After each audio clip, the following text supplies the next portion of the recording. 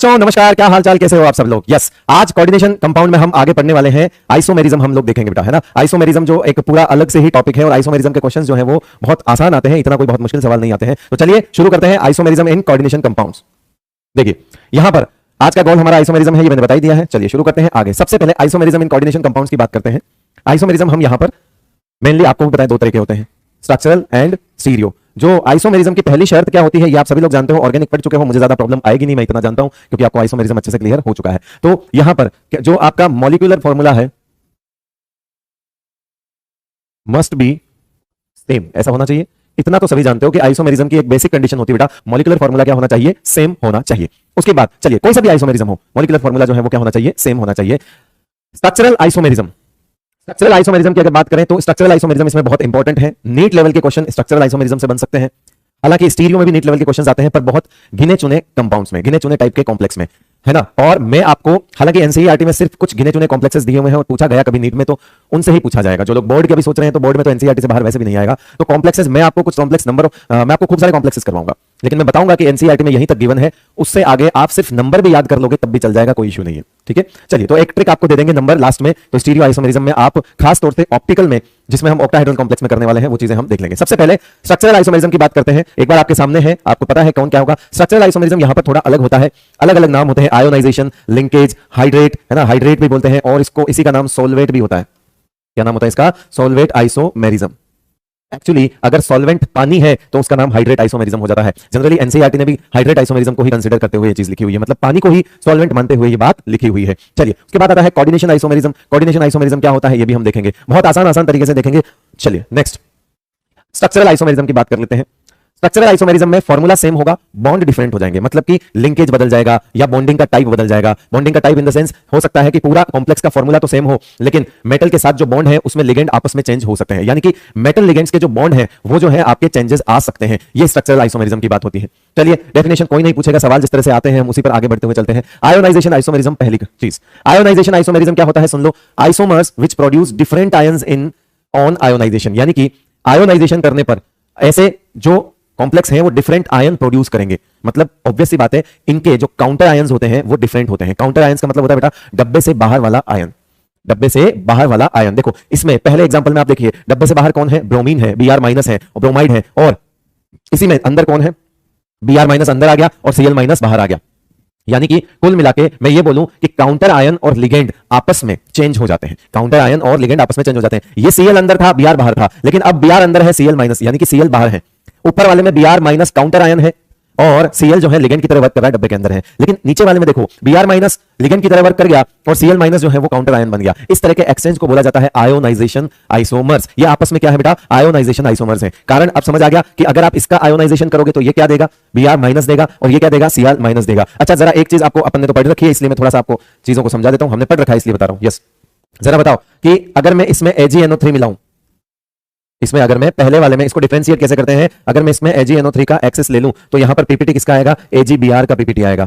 लेकिन वहीं अगर मैं नीचे वाले में AgNO3 मिला दूं तो इसमें पीपीटी किसका आ जाएगा बेटा, AgCl का पीपीटी आएगा। ये इस बात का सबूत है कि ये दोनों आइसोमर एग्जिस्ट करते हैं। क्यों, क्योंकि एक से AgCl का पीपीटी आएगा और दूसरे से AgBr का पीपीटी आएगा। समझ गए दोनों बात। देखो आप उसकी लैंग्वेज देखो, बिल्कुल एज इट इज एनसीईआरटी की लैंग्वेज है।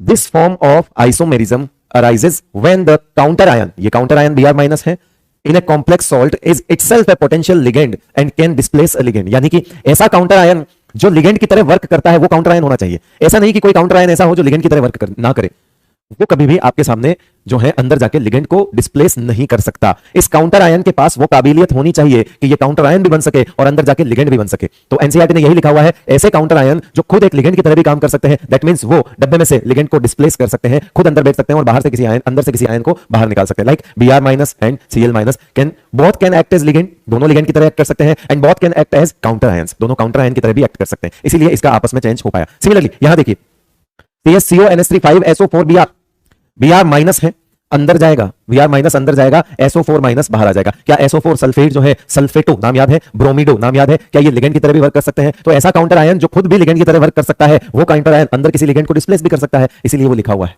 तो ऐसा वाला आइसोमेरिज्म कब अराइज होता है, जब कोई काउंटर आयन लिगेंड की तरह काम करे और लिगेंड को बाहर निकाल ले। देखो यहां पर ये भी क्या है, ये दोनों भी क्या है, जैसे ये भी आइसोमेरिज्म है, ये भी आई है, आयोनाइजेशन आइसोमर्स है, और नीचे वाले दोनों एग्जांपल जो है, ये एग्जांपल 1 हो गया आपका और ये आपका क्या हो गया 2। ठीक है भाई, इस तरह से हम चीजों को देखते हैं। ये आपका होगा आयोनाइजेशन आइसोमेरिज्म। क्लियर है भाई यहां तक सबको? चलिए नोट करो इसको फटाफट, पानी भी लेता हूं मैं तब तक, जल्दी।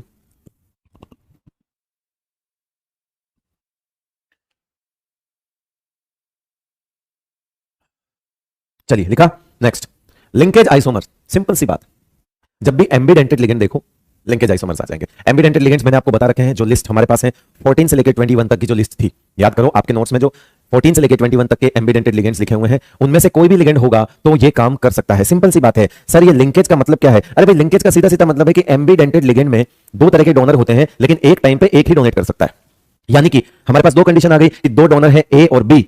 अब मान लीजिए किसी टाइम ए डोनेट कर रहा है तो मेटल से बॉन्ड ए बनाएगा, और किसी टाइम बी कर रहा है तो मेटल से बॉन्ड बी बनाएगा, यानी लिंकेज चेंज हो जाएगा। लिंकेज क्या हो जाएगा? चेंज हो जाएगा। देखो यहां पर NO2 है NO2। अब आप खुद सोचो, इसको अगर मुझे ऐसा लिखना हो तो क्या मैं PTNH3 5 और इसको ONO लिख सकता हूं? इस वक्त तो ये N लिंक कर रहा है मेटल से, लेकिन इस वक्त कौन लिंक करेगा? ये O लिंक करेगा। क्या मैं इसको ऐसा लिख सकता हूं? ONOCl2 लिख सकता हूं? तो ये क्या हो गए? आपस में दो लिंकेज आइसोमर्स हो गए। यहां पर लिंकेज आइसोमर दोनों दिखा सकते हैं, यहां पर लिंकेज आइसोमर दोनों दिखा सकते हैं। यानी कि एक तो बना देता हूं मैं इसी को, देखो PTEN SCN को पकड़ लेते हैं पहले। इसको क्या करते हैं? इसको तो हम कांस्टेंट रहने देते हैं फिलहाल, इसको बाद में बदलते हैं। पहले हम हमारे पास दो एम्बिडेंटेड लिगेंड है, तो पहले हम क्या करते हैं? NCS कर देते हैं इसको।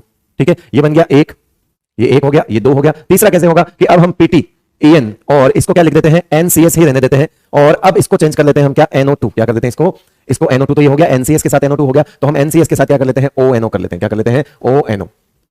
ये लो, अब हम ONO वापस ONO लिखते हैं, लेकिन ONO के साथ NCS आया है, SCN अभी नहीं आया है, तो अब इसको हम SCN लिख देते हैं इस तरह से, और यहां लिख दिया EN, और यह PT, ये ना डब्बा बना दो। कितने हो गए इसके? 4। कितने बन गए इसके? 4। इसके बन गए 4 लिंकेज आइसोमर, इसके बन गए 2 लिंकेज आइसोमर, इसके बन गए 2, और इसके टोटल कितने हो गए? 4। जुगाड़ क्या कहता है? सिंपल सी बात है, जुगाड़ कहता है भाई कि अगर आपको लिंकेज आइसोमर निकालना है, इज इक्वल्स टू 2 की पावर n, 2 की power n, where n is number of ambidentate ligand.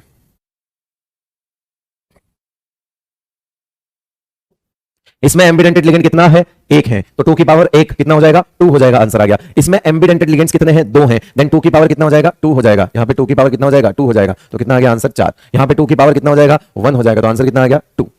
2 की पावर 1 आंसर आ गया 2, 2 की पावर 2 आंसर आ गया 4। ये सीधा जुगाड़ हो गया आपका। लिंकेज आइसोमर इसको कहते हैं। बहुत आसान है। लिंकेज आइसोमर जब भी एम्बिडेंटेड लिगेंड देखो तो वो शो करता है।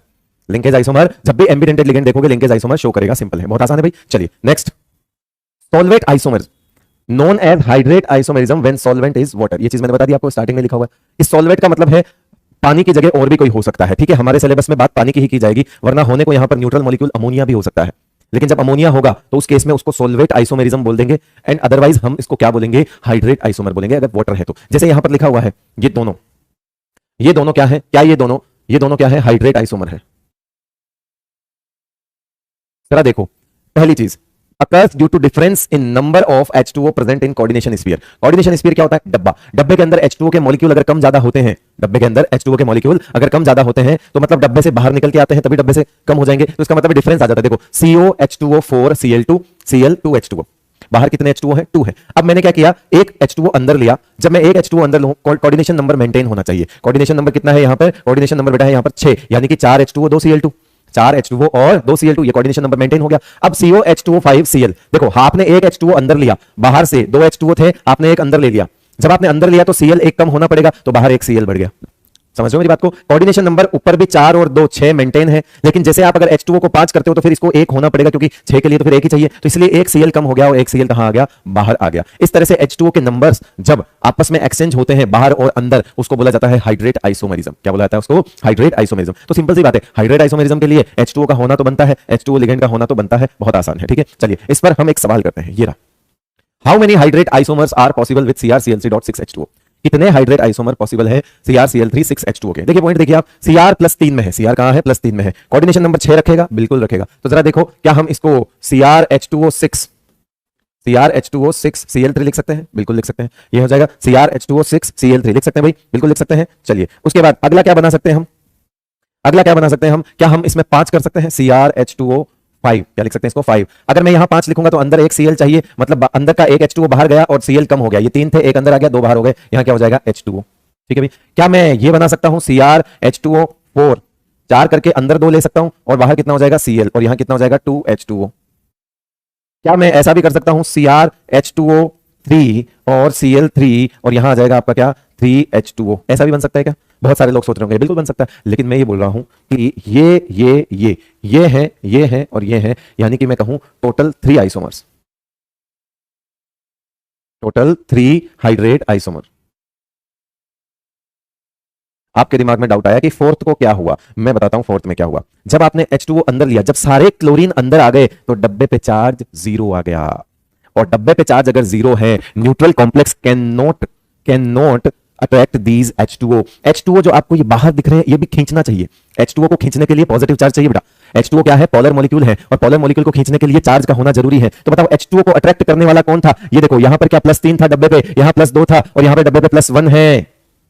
कैटायनिक कॉम्प्लेक्स, दैट्स वाई यहां पर H2O जिंदा है। लेकिन अब बताओ क्या ये कॉम्प्लेक्स कैटायनिक हो गया है या न्यूट्रल कॉम्प्लेक्स है? तो भैया ये तो अब न्यूट्रल कॉम्प्लेक्स बन गया, और अगर न्यूट्रल कॉम्प्लेक्स बन गया तो हम इसको आइसोमेरिज्म की कैटेगरी में आइसोमर नहीं मानेंगे। कारण यहां पर लिख देते हैं neutral complex can not attract water molecule. अगर ये 3 H2O को अट्रैक्ट नहीं कर सकता, मतलब H2O बाहर नहीं है, और अगर बाहर नहीं है तो इसका मतलब है हम मॉलिक्यूलर फार्मूला सेम कैसे मान लेंगे? अगर H2O नहीं है तो फिर मॉलिक्यूलर फार्मूला तो गलत हो गया। अब जब H2O ही नहीं है तो मॉलिक्यूलर फार्मूला ऊपर वालों से डिफरेंट हो गया था, और अगर ऊपर वालों से मॉलिक्यूलर फार्मूला डिफरेंट हो गया तो वो तो आइसोमेरिज्म वैसे ही नहीं कहलाएगा, है ना। हालांकि मैं आपको करेक्ट एक्सप्लेनेशन क्या दे रहा हूं, न्यूट्रल नहीं होना चाहिए। डब्बा पॉजिटिव है तब तक साथ में पानी रह सकता है, लेकिन डब्बा न्यूट्रल हो गया, डब्बे पे चार्ज 0 आ गया, दैट मींस अब पानी बाहर क्या काम? पानी जो है वो अब बाहर नहीं आ सकता, पानी बाहर नहीं आ सकता। इसीलिए क्या इसको हम हाइड्रेट आइसोमर की कैटेगरी में लेंगे तो ये वाला हाइड्रेट आइसोमर नहीं होता। This is not hydrate isomer, this will not be included in hydrate isomer, only 3 isomers होंगे, चौथा नहीं होगा। ये वाला हाइड्रेट आइसोमर नहीं कहलाता है। कारण ये कंपाउंड हो सकता है, डेफिनेटली हो सकता है, लेकिन ये इसका हाइड्रेट आइसोमर नहीं होगा, क्योंकि डब्बे पर चार्ज क्या आ चुका है 0, और 0 वाला डब्बा पानी को खींच नहीं सकता, एब्जॉर्ब नहीं कर सकता वाटर मॉलिक्यूल्स को, इसलिए ये वाला केस हमने ले लिया। अब देखो इसमें और कहानी सुनते हैं। चलिए इसको लिख दिया हमने A, इसको लिख दिया हमने B, और इसको लिख दिया हमने C। सब कुछ पढ़ा हुआ है, वही सिखा देता हूं। चलो A B C दिख रहे हैं आपको। A में कितने आयंस हैं? नंबर ऑफ आयंस की बात कर लेते हैं। चलो सबसे पहले हम किसकी बात कर लेते हैं? नंबर ऑफ आयंस की बात कर लेते हैं। नंबर ऑफ आयंस किसमें ज्यादा है? A में ज्यादा है, B में कम, और C में सबसे कम। ठीक है भाई, देखो 3 और 1 4, इसमें कितने आयंस है? टोटल 4 आयंस है। इसमें 2 Cl, उसको आयन नहीं मानते, वो तो न्यूट्रल है, 2 Cl 1 डब्बा, तो कितने हो गए? 3 आयंस। इसमें कितना हो गया? 1 Cl 1 डब्बा, यानी कि 2 आयंस। ये लो, तो कंडक्टिविटी भी क्या हो जाएगी? Number of ions is equal to ये, तो बताओ कंडक्टिविटी क्या हो जाएगी? कंडक्टिविटी भी A में ज्यादा, B में कम, और C में और कम हो जाएगी, कंडक्टिविटी भी हो गई। AgCl के पीपीटी सबसे ज्यादा किसमें आएंगे? AgCl के पीपीटी, है ना, पीपीटी ऑफ AgCl या मोल ऑफ AgCl, ऐसे लिख दो। मोल ऑफ AgCl कहां ज्यादा आएंगे? ये एक पॉइंट हो गया, ऐसे समझ लो इसको हम कैसे लिखें? ये हमारा एक पॉइंट हो गया, एक सवाल, ये हमारा दूसरा सवाल हो गया, और हम ये तीसरा सवाल लिख रहे हैं mole of AgCl, moles of AgCl with AgNO3। बताओ किस कौन कौन ज्यादा देगा? क्या A ज्यादा देगा, B कम देगा, और C और कम देगा? ये कितने मोल देगा बेटा? ये 3 AgCl का पीपीटी देगा, है ना, ये 3 देगा, ये 2 देगा, और ये 1 देगा। ठीक है, AgCl के पीपीटी, 3 AgCl के पीपीटी, 2 AgCl के पीपीटी, और 1 AgCl का पीपीटी होगा। क्लियर है? उसके बाद ये सब कुछ पड़ा हुआ है। उसके बाद लॉस इन मास, ठीक है, लॉस इन मास मतलब on reaction with concentrate H2SO4। चलो ऑन रिएक्शन विथ, हम चौथा पॉइंट देख लेते हैं। On reaction with concentrate H2SO4, loss, order of loss in mass, मास किसका ज्यादा, सबसे ज्यादा लॉस होगा? देखो बेटा, कंसंट्रेट H2SO4 क्या होता है? डिहाइड्रेटिंग एजेंट होता है। क्या होता है? डिहाइड्रेटिंग। अगर डिहाइड्रेटिंग एजेंट है तो पानी खाएगा, अंदर वाला पानी नहीं खा सकता बेटा, बाहर पड़ा हुआ पानी खाता है। अंदर वाला पानी नहीं खा सकता, बाहर पड़ा हुआ पानी खाता है। और अगर बाहर पड़ा हुआ पानी खाएगा तो देखो यहां पर पानी बाहर कितना पड़ा है? आप बोलोगे 1, यहां कितना पड़ा है? 2। ये मत बोलना कि 3 पड़ा है, भाई वो 3 पड़ा ही नहीं है, क्योंकि न्यूट्रल कॉम्प्लेक्स है ना, तो न्यूट्रल कॉम्प्लेक्स पानी को पास बुला ही नहीं सकता, बात ही खत्म हो गई। आपको मैंने फॉर्मूले में लिख के नीचे क्रॉस लिख दिया, इसका मतलब वहां 3 H2O नहीं है, तो इसका मतलब हुआ यहां पर लॉस इन मास सबसे कम होगा, क्योंकि बाहर पानी नहीं है। तो कंसंट्रेट H2SO4 क्या करता है? डिहाइड्रेट करता है। कंसंट्रेट H2SO4 क्या करता है? डिहाइड्रेट करता है, यानी कि पानी को एब्जॉर्ब करता है, लेकिन बेटा अंदर वाले पानी को नहीं, जो ये बाहर जो क्रिस्टलाइन वाटर होता है, क्रिस्टलाइन वाटर जिसको बोलते हैं, बाहर को फॉर्मूले में डॉट H2O को लिखते वाले को क्या बोलते हैं? Crystalline water. तो ये जो क्रिस्टलाइन वाटर के मॉलिक्यूल्स हैं, इनको ये एब्जॉर्ब करता है। जरा बताओ, क्या ऊपर कोई H2O दिख रहा है? नहीं। मतलब अगर कंसंट्रेट H2SO4 ऊपर वाले में डालोगे तो वो उसको डिहाइड्रेट करेगा नहीं, क्योंकि बाहर पानी है नहीं। तो इसका मतलब है लॉस इन मास सबसे ज्यादा उसका होगा जिसके पास सबसे ज्यादा पानी होगा, और बाहर पानी तीसरे में ज्यादा है। तो बताओ ए, बी और सी हो जाएगा क्या? लॉस इन मास का ऑर्डर क्या हो जाएगा? ए, बी, सी। सी में लॉस इन मास सबसे ज्यादा होगा। दो H2O के मॉलिक्यूल से बेटा, दो H2O के मॉलिक्यूल क्या करेंगे? दो उड़ेंगे तो मास में लॉस ज्यादा होगा। ऊपर वाले में कम होगा, सबसे ऊपर वाले में ए में लॉस इन मास सबसे कम होगा, बिकॉज वहां पानी का मॉलिक्यूल है ही नहीं। बात समझ आई? चलिए अब अगला हम पढ़ते हैं, अगला आइसोमेरिज्म पढ़ते हैं, स्ट्रक्चरल आइसोमेरिज्म। तो अगला आइसोमेरिज्म का टाइप देख लेते हैं हम। अगला कौन सा आइसोमेरिज्म है? स्ट्रक्चरल के एक और बच रहा है, स्ट्रक्चरल का एक, तीन हो चुके हैं। यस, नेक्स्ट है कोऑर्डिनेशन आइसोमेरिज्म। जब भी दो डब्बे देखो, ठीक है, हमने इस तरह की चीजें पढ़ी है क्या? इस तरह की चीजें, इसको केटायन बोला था और इसको क्या बोला था? एनायन बोला था। इनमें से लिगेंड्स इधर उधर आपस में चेंज हो जाए, इसमें से लिगेंड्स आपस में क्या कर जाए? इंटरचेंज कर जाए, उसको बोलते हैं हम कोऑर्डिनेशन आइसोमेरिज्म। मतलब सही मायने में बताऊं, स्ट्रक्चरल आइसोमेरिज्म में ना आपको सवाल दिखते ही समझ आ जाएगा कि वो स्ट्रक्चरल दिखा रहा है, तो दिखा भी रहा है तो कौन सा। जैसे आपने एम्बिडेंटेड लिगेंड देखा, आपने नाम लिख दिया लिंकेज। जैसे आपने दो डब्बे देखा चेंज हो रहे हैं आपस में, तो आपने नाम लिख दिया कोऑर्डिनेशन आइसोमेरिज्म। जैसे आपने वाटर मॉलिक्यूल का एक्सचेंज देखा तो आपने नाम लिख दिया हाइड्रेट आइसोमेरिज्म। मतलब बहुत आसान है। या फिर जब भी आपने आयंस को चेंज होते हुए देखा तो आपने नाम लिख दिया आयोनाइजेशन आइसोमेरिज्म। बहुत आसान है, देखते ही पता लगाने वाले सवाल होते हैं ये, बहुत कोई मुश्किल नहीं है। देखिए आपके सामने लिखा हुआ है ML6 और ML-6। मेरे ख्याल से आपको ये विजिबल नहीं होगा, इसको ML-6। फिर अपन ने क्या किया? उसको आपस में, आप सुनो देखो मैंने क्या किया, यहां 6 एक जैसे हैं, अब मैंने क्या कर दिया? 5 तो वही रखे और एक क्या ले लिया आपका? ये वाला इधर वाले से ले आया, एक L- इधर ले लिया। तो इधर से फिर एक इधर जाएगा, ये देखो गया। इधर से फिर क्या करेगा? एक इधर जाएगा, ये देखो L इधर गया, गया है, समझ आया? तो कुल मिलाके लिगेंड्स तो आपस में चेंज हुए हैं। इधर का लिगेंड उधर गया, उधर का लिगेंड इधर आया, तो लिगेंड्स आपस में इन डब्बों में चेंज हुए। डब्बे कौन से? कैटायनिक और एनायनिक डब्बा लिखा हुआ है। Arises due to exchange of ligands between cationic and anionic complexes. जो कॉम्प्लेक्स इस तरह के दो डब्बे एक साथ होते हैं, ऐसे कॉम्प्लेक्स में लिगेंड्स आपस में चेंज होता है, उसको क्या बोलते हैं? Coordination isomerism. चलिए ये देखो PTNS3 PTCl4। देखो आपको बनाने की जरूरत नहीं है, सीधा जुगाड़ बता देता हूं। ये लो जुगाड़ फॉर मोनोडेंटेट।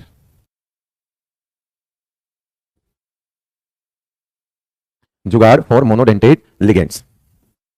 अगर किसी कॉम्प्लेक्स में जुगाड़ मोनोडेंटेट लिगेंड्स हैं, उसके लिए ये लग जाएगा। आप बोलोगे sir bidentate, beyond the discussion, बात ही नहीं, ठीक है, बात ही नहीं है। वो फिर बना के ही देखने पड़ेंगे। अगर कभी कोई सवाल फंस जाता है तो बना के ही देखने पड़ेंगे। मैं नहीं बता रहा हूं क्योंकि सिलेबस से ऊपर की बात है, जरूरत नहीं है बेटा, इसलिए नहीं बता रहा हूं। जो मोनोडेंटेट के केस ही पूछे जाएंगे अगर कभी पूछे गए तो। देखो भाई सिंपल सी बात है, सिंपल सी बात है कि अगर मेटल, हम अगर देखें कि मेटल की अगर बात करें तो देखो आप यहां पर दो चीज देख रहे हो। पहले वाले एक्चुअली कॉम्प्लेक्स थोड़ा सा रुक जाओ, गड़बड़ लग रहा है मेरे को।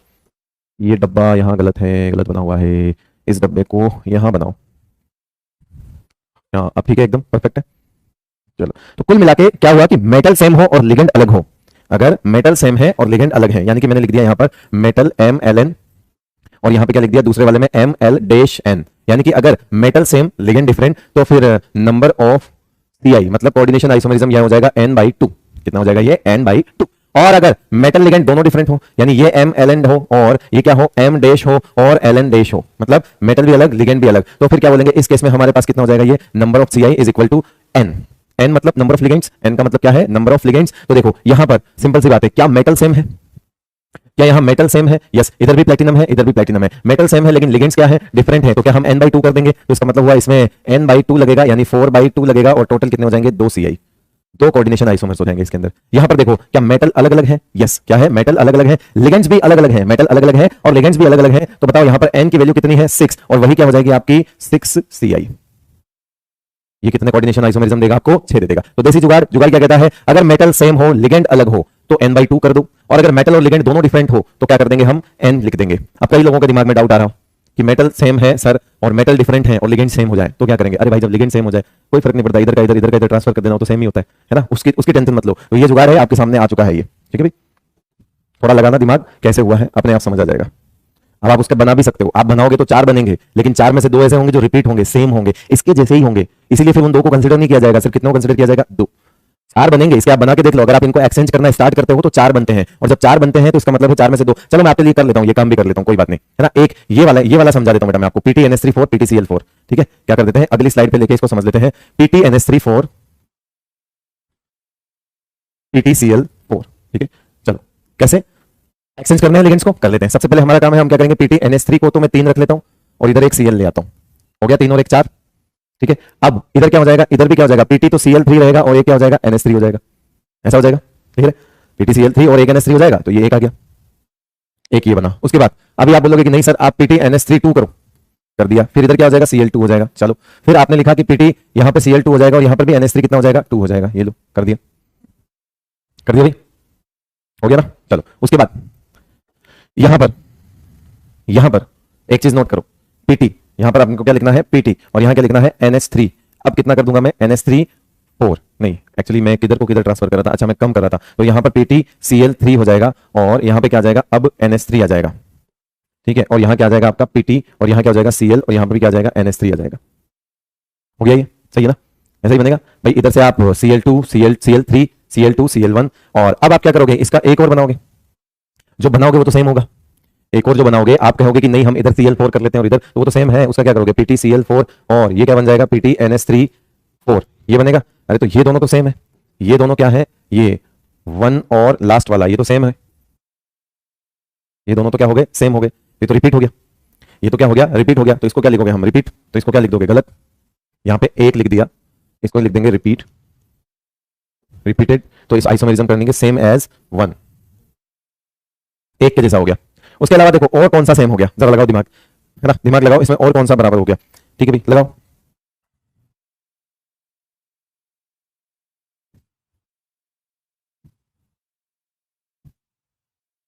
बताओ जरा, देखो इस पे देखो एक चीज, यहां पर अगर हम देखें तो कॉम्प्लेक्स पे कुछ चार्ज निकल के आएगा, कॉम्प्लेक्स पे कुछ चार्ज निकल के आएगा, ये ध्यान रखना, दो न्यूट्रल डब्बे कभी भी एक साथ नहीं रह सकते, दो न्यूट्रल डब्बे कभी भी एक साथ नहीं रह सकते, यानी कि कॉम्प्लेक्स अगर जीरो है तो वो न्यूट्रल डब्बा कभी भी एक साथ नहीं रहेगा, न्यूट्रल डब्बा कभी भी एक साथ नहीं रहेगा। इसका मतलब हुआ कि हमने यहां पर अगर इसकी बात करें तो ये तो साथ में रह जाएगा, कारण इसकी वजह से इस पर कितना आ रहा है, +1, तो इसका मतलब है बाहर +1 होगा। अगर इस पे +1 आ रहा है और कोऑर्डिनेशन नंबर 4 है, तो प्लेटिनम +4 में कितना दिखाता है, +2 दिखाता है, तो इसका मतलब है यहां पर +1 है, तो बाहर मिलके कितना हो रहा होगा, +2 हो रहा होगा। समझ रहे हो मेरी बात को, तो ये तो प्लस है, मान लिया ये तो क्या है, प्लस है, और यहां पर ये देखो इसकी वजह से कितना आ रहा है, +3, इसकी वजह से कितना चढ़ रहा है, +3। अब अगर मुझे इसकी ऑक्सीडेशन स्टेट को +2 लाना है तो बाहर -1 होगा, तो क्या ये एनायन, ये केटायन का डब्बा हो गया और ये एनायन का डब्बा हो गया, यानी कि एक तो ये करेगा, एक तो आपका ये वाला करेगा, एक ये करेगा, ये दूसरा, मैंने कहा था ना नंबर पूछ ले वो ज्यादा आसान है, और उसका जुगाड़ मैं बता चुका हूं, लेकिन तुम बनाओगे तो थोड़ा मुश्किल लग सकता है। देखो ये हो गया, ये सेम हो गया। अब जरा आप इसमें देखोगे तो अगर इस Cl2 की वजह से +2 चढ़ चुका है, अगर इस Cl2 की वजह से +2 चढ़ चुका है, यानी कि डब्बा 0 हो चुका है, एंड इस Cl2 की वजह से भी अगर +2 चढ़ चुका है तो ये तो ऑक्सीडेशन स्टेट मेंटेन हो गई, तो इस डब्बे पे भी 0 हो गया। यहां पर इसको भी हम कंसीडर नहीं करेंगे, लिखेंगे 2 न्यूट्रल कॉम्प्लेक्स, 2 न्यूट्रल कॉम्प्लेक्स एक साथ नहीं रह सकते, है ना, 2 neutral complex can not come together. भाई इधर वाला प्लस होना चाहिए, इधर वाला माइनस होना चाहिए, ऊपर वाला डब्बा प्लस है, नीचे वाला डब्बा माइनस है, तो वो चीज क्या हो रही है, मेंटेन हो रही है, वो वाली चीज क्या हो रही है, मेंटेन हो रही है। उसी तरह से देखो ऊपर वाले में भी देख लो आप, इस डब्बे पे +2 होगा और इस डब्बे पे -2 होगा, तभी तो ये सेटिस्फाई कर पाएगा ऑक्सीडेशन स्टेट को। प्लैटिनम की ऑक्सीडेशन स्टेट +2 करनी है तो इस पर -2 होना चाहिए, और इस पर क्या होना चाहिए, ये तो न्यूट्रल है, तो इसका मतलब बाहर चार्ज +2 है, ऊपर वाला सही है, नीचे वाला सही है, फिर अगेन वही लफड़ा पड़ेगा। देखो अगेन वही लफड़ा क्या पड़ेगा, आप देखोगे कि सही मायने में देखा जाए तो जो ये PTCl3NH3 है वो PTCl3NH3 ये रहा, देखो है ना, और PTClNH3 है, तो PTClNH3, एक सेकंड कुछ गलत लिखा है, यस, अगर उधर 3 Cl है तो इसको 3 होना पड़ेगा, ये 3 होगा, ठीक है भाई। ये NH3 है, PTClNH3 और PTCl3NH3, तो PTClNH3 तो ये रहा, तो इसका मतलब हुआ कि ये जो आप ये देखोगे इसको भी देखोगे, ये सेम एज सेकंड, तो इसको भी कंसीडर नहीं करेंगे, इसको भी कंसीडर नहीं करेंगे, कारण ये क्या है, सेम एज सेकंड, ये भी रिपीट हो गया, इसको भी कंसीडर नहीं करेंगे, सेम एज फर्स्ट। तो आप बताओ ये कंसीडर नहीं हुआ, ये कंसीडर नहीं हुआ, ये कंसीडर नहीं हुआ, क्योंकि दो डब्बे न्यूट्रल एक साथ नहीं रह सकते, तो सही मायने में सिर्फ कितने CI बने, 2। तो हमने तो डायरेक्ट फॉर्मूला लगा के बता दिया था बेटा कि ये 2 ही बनेंगे, तो यहां पे आ जाएगा ओनली 2 CI, ओनली 2 CI, और आपने इसके फॉर्मूले के लिए पहले ही लिख दिया था कि इसमें 2 आएंगे, 2 आ गए। और कैसे 2 आए, देखो आपने बनाए तो वो तो रिपीट हो गए, बहुत सारे खूब सारे क्या हो गए बेटा, रिपीट हो गए। तो ये कुछ कहानी थी आपकी किसकी, कोऑर्डिनेशन आइसोमर की। सिंपल सा जुगाड़ है कोऑर्डिनेशन आइसोमर का, कोई भी सवाल देखो, मोनोडेंटेड लिगेंड्स अगर हो, हाँ अगर बाइडेंटेड लिगेंड आ गया गलती से, दिख गया कहीं इधर उधर सवाल, तो बेटा फिर तो बना के देख लेना, कॉम्बिनेशन उसका कुछ नहीं कर सकते। मुझे लगता है ये आइसोमेरिज्म के क्वेश्चन नहीं, ये कॉम्बिनेशन वाले क्वेश्चन ज्यादा है, मतलब ये रीजनिंग टाइप के सवाल है थोड़े से, ठीक है, तो वो कर सकते हो आप। चलिए आगे बढ़ते हैं, नेक्स्ट बढ़ते हैं, स्ट्रक्चरल आइसोमेरिज्म हमारा कंप्लीट है, उसके बाद हम बढ़ते हैं आगे स्टीरियो आइसोमेरिज्म की तरफ। स्टीरियो आइसोमेरिज्म भी केमिकल फॉर्मूला सेम ही होगा, सेम केमिकल बॉन्ड्स होंगे, बस ये डिफरेंस है स्ट्रक्चरल में और इसमें, वहां केमिकल बॉन्ड्स डिफरेंट हो गए थे, है ना, वहां बॉन्डिंग चेंज हो रही थी, अंदर Br था बाहर Cl था, फिर अंदर Cl आया बाहर Br गया, तो बॉन्डिंग मेटल की चेंज हो गई थी, पहले ब्रोमीन के साथ बॉन्डिंग थी, फिर Cl के साथ। इसी तरह से आपने जितने स्ट्रक्चरल आइसोमेरिज्म देखे वहां कहीं कहीं मेटल और लिगेंड्स की बॉन्डिंग में कुछ चेंजेस आ रहे थे, तो बॉन्ड तो बदल रहे थे वहां पर, यहां पर बॉन्ड भी चेंज नहीं होंगे, सेम केमिकल फॉर्मूला होगा, सेम केमिकल बॉन्ड्स होंगे, and but different spatial arrangement, यानी कि स्पेस के अंदर इनका 3D के अंदर अरेंजमेंट डिफरेंट होगा। और आप अच्छे से भली भांति जानते हैं ये सारी चीजें कि जो स्टीरियो आइसोमेरिज्म होता है वो स्पेस में अरेंजमेंट की वजह से ही जो है अराइज होता है ना। जो स्टीरियो, दो तरह के स्टीरियो आइसोमेरिज्म होते हैं, आप सभी पढ़ते हो, जीआई आपने पढ़ा है, ओआई आपने पढ़ा है, geometrical isomerism and optical isomerism, दो तरह की चीजें पढ़ी है। अगर ऑप्टिकल आइसोमेरिज्म कब नहीं होगा, जब पीओएस हो जाएगी, एक इन जनरल बता रहा हूं, और भी तरीके होते हैं जब नहीं होता है, ठीक है। लेकिन अगर प्लेन ऑफ सिमेट्री है तो एक मेजर सा हम बता सकते हैं कि ऑप्टिकल आइसोमेरिज्म तो शो नहीं करेगा। तो ऑप्टिकल आइसोमेरिज्म की अगर मैं बात करूं तो इसके लिए तो आप ले सकते हो कि do not shown by square planar complex, है ना। क्यों? क्योंकि इनमें पीओएस प्रेजेंट हो गई है। तो हम कभी स्क्वायर प्लेनर कॉम्प्लेक्स दिख जाए हमको तो ऑप्टिकल आइसोमेरिज्म 0 बोल देना। कभी भी स्क्वायर प्लेनर कॉम्प्लेक्स में ऑप्टिकल आइसोमेरिज्म होगा ही नहीं, बिकॉज जिसके नाम में प्लेनर आ चुका है उसमें प्लेन ऑफ सिमेट्री आ जाएगी, तो वो कभी भी ऑप्टिकल आइसोमेरिज्म शो नहीं करेगा। सिमिलरली जैसे इसके लिए लिखा, ऐसे इसके लिए भी हमारे को एक सुकून वाली बात है, do not shown by tetrahedral complex. क्योंकि टेट्राहेड्रल में बिटवीन एक्सिस होता है, जो 80 डिग्री और जो 90 डिग्री और 180 डिग्री की पोजीशन चेंज करनी होती है जीआई में। सिस और ट्रांस जीआई में पॉसिबल नहीं, सिस और ट्रांस जीआई में होता है। सिस और ट्रांस जो है वो टेट्राहेड्रल में पॉसिबल नहीं होता, क्योंकि टेट्राहेड्रल में कोई एंगल ऐसा नहीं होता जिसको आप एडजेसेंट एंगल को एडजस्ट कर सको। एडजेसेंट एंगल अगर 90 डिग्री है तो उसको सिस बोलते हैं, एडजेसेंट एंगल को 90 डिग्री सिस बोलते हैं, और आमने सामने हो जाता है तो उसको हम क्या बोलते हैं, ट्रांस बोलते हैं। तो ये मान के चलिए कि सिस और ट्रांस आप टेट्राहेड्रल स्पीसीज में कभी नहीं लगा सकते, यानी कि टेट्राहेड्रल कभी जीआई नहीं देगा और ऑप्टिकल मतलब स्क्वायर प्लेनर कभी भी ऑप्टिकल नहीं देगा। ये तो मैंने मेजर चीजें तो आपको बता दी, इससे आपके खूब सारे दुख दर्द तो यही मिट जाएंगे बेटा। कारण जब भी आपसे कोई सवाल पूछे कि इसमें कितने ऑप्टिकल आइसोमेरिज्म होगा और आपको पूछा जाए कि विच of the following complex show optical isomerism, है ना, हो सकता हो या do not show optical isomerism, एक ऑप्शन हो जो चीख चीख के बुला रहा हो आपको कि देख मैं स्क्वायर प्लेनर हूं, मैं कभी नहीं शो करूंगा, बस उसको देखते ही टिक मार देना है आपको। चलिए, अब वो स्क्वायर प्लेनर है या टेट्राहेड्रल है, ये सारी चीजें तो आपको सिखा चुका हूं मैं बीबीटी पहले पढ़ा के, तो अब कोई प्रॉब्लम वाली बात है नहीं, आप निकाल सकते हो कौन स्क्वायर प्लेनर कौन क्या। ज्योमेट्रिकल आइसोमेरिज्म के अंदर arises in heteroleptic complex, obvious सी बात है, अगर सब कुछ ही सेम हो जाएंगे, अगर यहां पर MA ऐसे लिख दिया मैंने MA6, तो फिर इसमें GI हो नहीं सकता ना, इसमें GI हो नहीं सकता। तो हम कह सकते हैं कि जब होमोलैप्टिक की बात आ जाएगी तो होमोलैप्टिक में तो कभी भी GI हो नहीं सकता। हाँ, हेटेरोलैप्टिक में होगा नहीं होगा वो एक अलग बात है, लेकिन हेटेरोलैप्टिक में हो सकता है ना। हेटेरोलैप्टिक्स में कह सकते हैं मे और मे नॉट अकर्स, मे और मे नॉट अकर्स, मतलब हो भी सकता है नहीं भी हो सकता, मे और मे नॉट, ठीक है। क्योंकि MA5B आ गया, ठीक है, MA5B आ गया तो उसमें भी नहीं आएगा, कारण उसमें आपने भले ही कॉम्प्लेक्स 5 लिगेंड एक तरह के ले लिए, आपने ये ले लिया देखो MA5B। अब ये है तो हेटेरोलैप्टिक, क्योंकि 5 अलग और एक अलग है, तो ये 6 लिगेंड्स हैं लेकिन 6 में से 5 एक जैसे हैं और एक है, इसको बोलेंगे तो हेटेरोलैप्टिक। लेकिन बेटा ये जीआई तब भी शो नहीं कर सकता, ये जीआई शो तब भी नहीं करेगा। तो इसका मतलब है ये जो एनसीईआरटी ने लाइन लिखी है कि अराइजेस इन हेटेरोलैप्टिक कॉम्प्लेक्स, मतलब है कि अगर होगा तो वो हेटेरोलैप्टिक कॉम्प्लेक्स होगा, तय बात है। होमोलैप्टिक में नहीं होगा, लेकिन हर हेटेरोलैप्टिक में होगा, ये भी गलत है। हमेशा हेटेरोलैप्टिक में होगा, गलत हो जाएगा। कारण अभी बताया MA5B is a heteroleptic complex but can not show GI because 5 same है। आप बी की पोजीशन किसी के भी रेस्पेक्ट में चेंज करो, कोई फर्क नहीं पड़ता, वो नहीं बदलेगा, ठीक है ना। चलिए, सो सिस किसको बोलते हैं हम, two ligands adjacent to each other, जो दो लिगेंड्स हैं वो क्या करें, एडजेसेंट हो जाए, जैसे यहां पर है ना, दो लिगेंड्स क्या है, यहां पर है, यहां लिख दिया हमने A इस तरह से लिख दिया, क्या लिख दिया हमने A, इसको क्या बोलते हैं हम, सिस, क्या बोलते हैं इसको, सिस बोलते हैं। ये B, ये क्या हो जाएगा, सिस हो जाएगा। और अगर मैं इसी को अगर मैं ऐसा लिख दूं M और ये लिख दिया A और ये लिख दिया क्या B, ये क्या हो जाएगा, ट्रांस, क्या हो जाएगा, ये ट्रांस। इसको लेंगे सिस, इसको लिखेंगे ट्रांस। तो एडजेसेंट मतलब 90 डिग्री होता है, एडजेसेंट का मतलब क्या होता है, पास वाले। तो देखो पास वाले क्या हो गए, डिफरेंट, ठीक है, two ligands opposite to each other, यानी कि अगर मैं इसकी बात करूं तो A के सामने B है, A के सामने B है, लेकिन A के पास A है, A के पास क्या है, A है, और B के पास क्या है, B है, तो इसको बोलते हैं हम क्या, सिस, और इसको क्या बोलते हैं, ट्रांस। तो ये तो बेसिक सी चीज है, ये तो आपको पता ही है, तो ऐसा कोई खास बात नहीं कि मैं इसको डायग्राम बना के सिखाऊं आपको, है ना। मुझसे बेहतर आप ऑर्गेनिक में ये चीजें पढ़ चुके हो, मुझसे बेहतर, है ना, मुझसे बेहतर ये चीज आप अच्छे से जानते हो, तो टेंशन मतलब यार, सब आता है तुमको,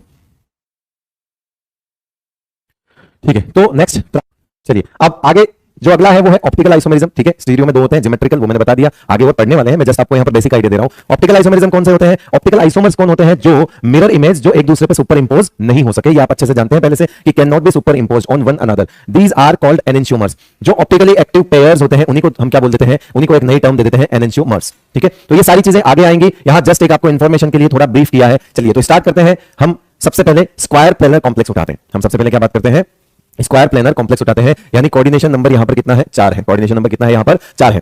स्क्वायर प्लेनर कॉम्प्लेक्स का सबसे मेन पॉइंट स्टार लगा के यहां पर कि ऑप्टिकल आइसोमेरिज्म शो नहीं करेंगे, ऑप्टिकल आइसोमेरिज्म शो नहीं करता, लिखवा दिया था पीओएस प्रेजेंट होती है। तो कोई भी square planar complex optical isomerism तो शो करेगा नहीं। तो हम कहां पर आ जाते हैं देन, हम आ जाते हैं ज्योमेट्रिकल आइसोमेरिज्म पे।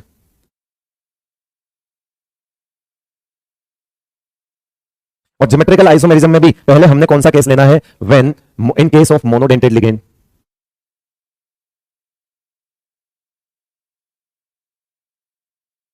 पहले हम कौन सा केस ले लेंगे, मोनोडेंटेड लिगेंड्स लेंगे। जैसे मोनोडेंटेड लिगेंड्स में हमने ए बी सी डी ई इस तरह के हमको केस लेने हैं, M A B C D इस तरह के हम मोनोडेंटेड केस लेंगे। ठीक है, तो सबसे पहला केस ले लिया हमने कौन सा, सबसे पहला केस ले लिया हमने एम ए फोर। कौन सा ले लिया हमने, एम ए फोर।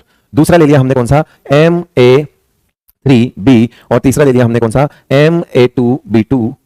चौथा ले लिया हमने कौन सा, एम ए टू बी सी।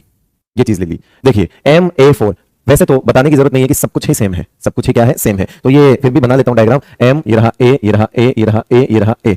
कहीं से भी किसी को भी चेंज करो, कहीं से भी किसी को भी चेंज करो, कोई फर्क नहीं पड़ता, सिस ट्रांस कुछ भी नहीं होगा। बताओ जीआई क्या हो जाएगा, जीरो। जीआई कितना हो जाएगा, जीरो। पहले केस में GI zero. M A three B, M A three B कैसा होगा, देखो यहां लिखा एम, यहां पे ए, यहां पे ए, यहां पे ए, यहां पे बी।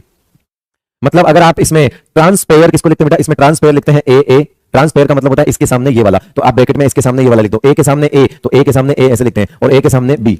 क्या आप इसको चेंज करके अलग बना सकते हो, क्या आप इसको चेंज करके अलग बना सकते हो, नहीं। आप सोचोगे आप इसको चेंज करो तो ए के साथ ए और ए के साथ बी, मतलब फिर से ए और ए बी ही बनेगा। इसका मतलब है इसमें भी कोई जीआई नहीं होगा, इसमें भी कोई जीआई क्या होगा, जीरो। ये भी जीआई नहीं देगा क्योंकि चेंज नहीं हो सकता, है ना। उसके बाद M A two B two, इसमें क्या है, M A two B two. अगर हमने यहां पे ले लिया ए ए बी बी ऐसा ले लिया, तो बताओ इसको क्या लिखोगे, ए बी ऐसा ही लिखोगे। और क्या आप इसको चेंज करके ए बी लिख सकते हो, ये हो जाएगा आपका एम ए बी बी, ऐसा हो जाएगा भाई, एम ए बी बी। तो इसमें टोटल कितने जीआई आए, इसमें आए दो जीआई। इसमें कितने जीआई आए, दो जीआई आ गए।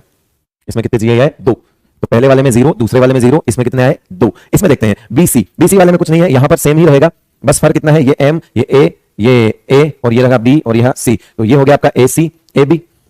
ये जो मैं ब्रैकेट में लिख रहा हूं बेटा, ये ट्रांसपेयर्स है, मतलब ट्रांसपोजिशन, मतलब आमने सामने, उस पे क्या लगा हुआ है, ए बी और ए सी, ये ट्रांसपेयर। क्या इसको चेंज कर सकते हैं, यस, इसको कर सकते हैं ए और बी सी, ये चेंज हो गया। तो इसके अलावा कुछ और बन सकता है कि आप सोचोगे अगर मैं ए बी ए सी बनाऊं तो ए बी ए सी तो हो गया। तो ये मतलब है यहां पर भी जीआई कितने आएंगे, दो आएंगे। यहां पर भी जीआई कितने आएंगे, दो। यहां जीआई कितने हैं, दो। यहां जीआई कितने हैं, जीरो। यहां पर भी जीआई कितने हैं, जीरो।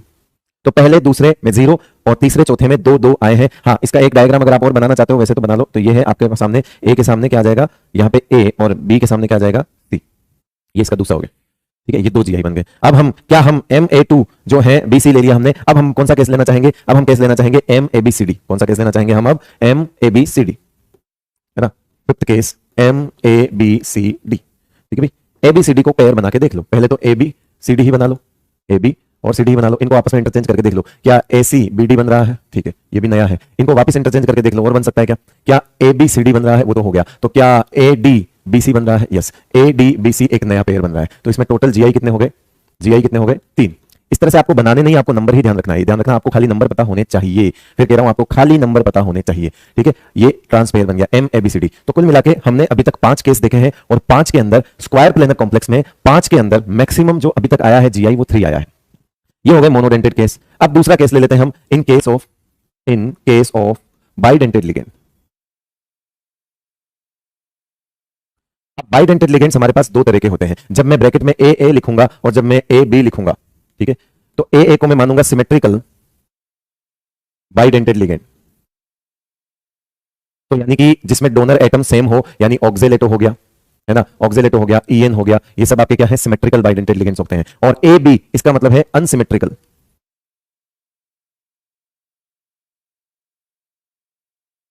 अनसिमेट्रिकल बाइडेंट में जैसे GLY ग्लाइसिनेटो, ग्लाइसिनेटो जानते हो आप, है ना, ग्लाइसिनेटो जो है वो अनसिमेट्रिकल बाइडेंटेड लिगेंड है। मेजरली आपको ये ज्यादा देखने को मिलेंगे। तो हम यहां पर फर्स्ट केस ले लेते हैं सिमेट्रिकल वाले सारे, MAA2। अगर ये एक ए 2 देता है तो 2 ए मिलके 4 दे देंगे, मतलब ए मतलब बाइडेंटेड। बाइडेंटेड कितने चाहिए, 4 कोऑर्डिनेशन नंबर के लिए 2 चाहिए। एक के कोऑर्डिनेशन नंबर 2 आता है तो 2 का 4 हो जाएगा, इसमें कोऑर्डिनेशन नंबर 4 हो गया। दूसरा हम ले सकते हैं MAA ले सकते हैं, और साथ में क्या ले सकते हैं, B2। फिर तीसरा कोऑर्डिनेशन नंबर 4 मेंटेन करना है, 2 इसके 2 इसके। फिर हम ले सकते हैं MAABC ले सकते हैं अलग अलग। इन सब के केस में सिंपल सी बात है, ना तो इधर है ना नो जीआई, इधर क्या क्या क्या no GI, no GI in case of symmetrical bidentate.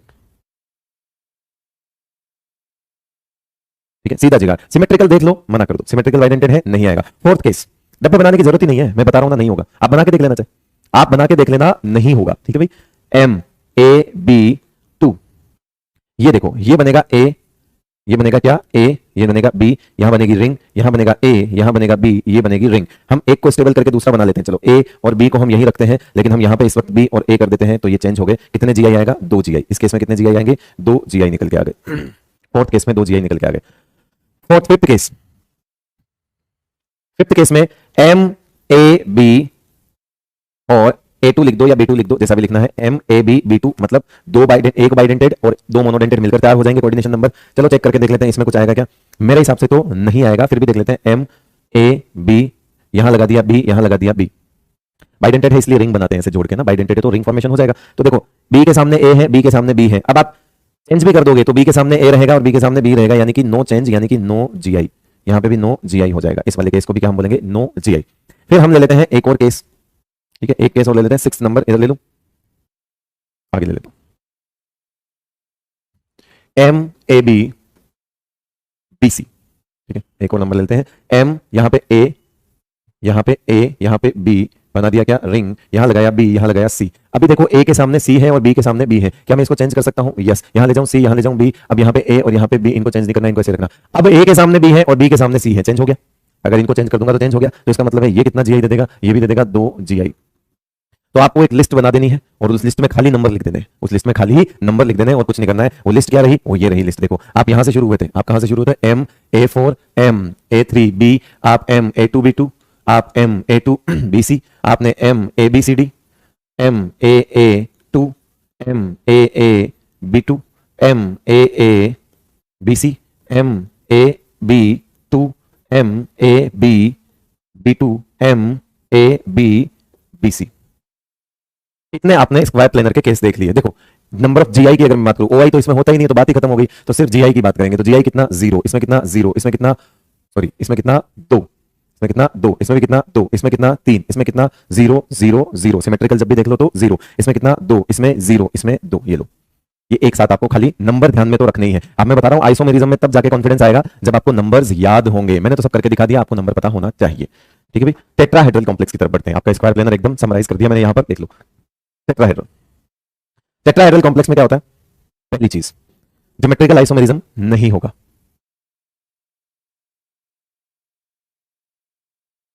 Geometrical isomerism नहीं होगा, काट दो। ज्योमेट्रिकल आइसोमेरिज्म नहीं होगा, काट दो। ये शो नहीं कर सकते, तो फिर ऑप्टिकल ही शो करेंगे सिर्फ। तो हम ऑप्टिकल के लिए लिख देते हैं सिर्फ ऑप्टिकल। ऑप्टिकल आइसोमेरिज्म, दो कंडीशन। पहली कंडीशन, व्हेन मेटल प्रेजेंट हो और L1 मतलब metal is surrounded by metal L1 L2 L3 और L4 इस तरह से सराउंडेड हो, मतलब मेटल के चारों तरफ जो लिगेंड है वो क्या हो, डिफरेंट हो। ऑल 4 लिगेंड्स कैसे हो, डिफरेंट हो। तो ऑप्टिकल टेट्राहेड्रल जो है वो ऑप्टिकल आइसोमेरिज्म कैसे दिखा सकता है, जब मेटल के चारों तरफ लिगेंड्स क्या हो, डिफरेंट हो। All ligands, when all ligands are different, when all monodentated ligands are different.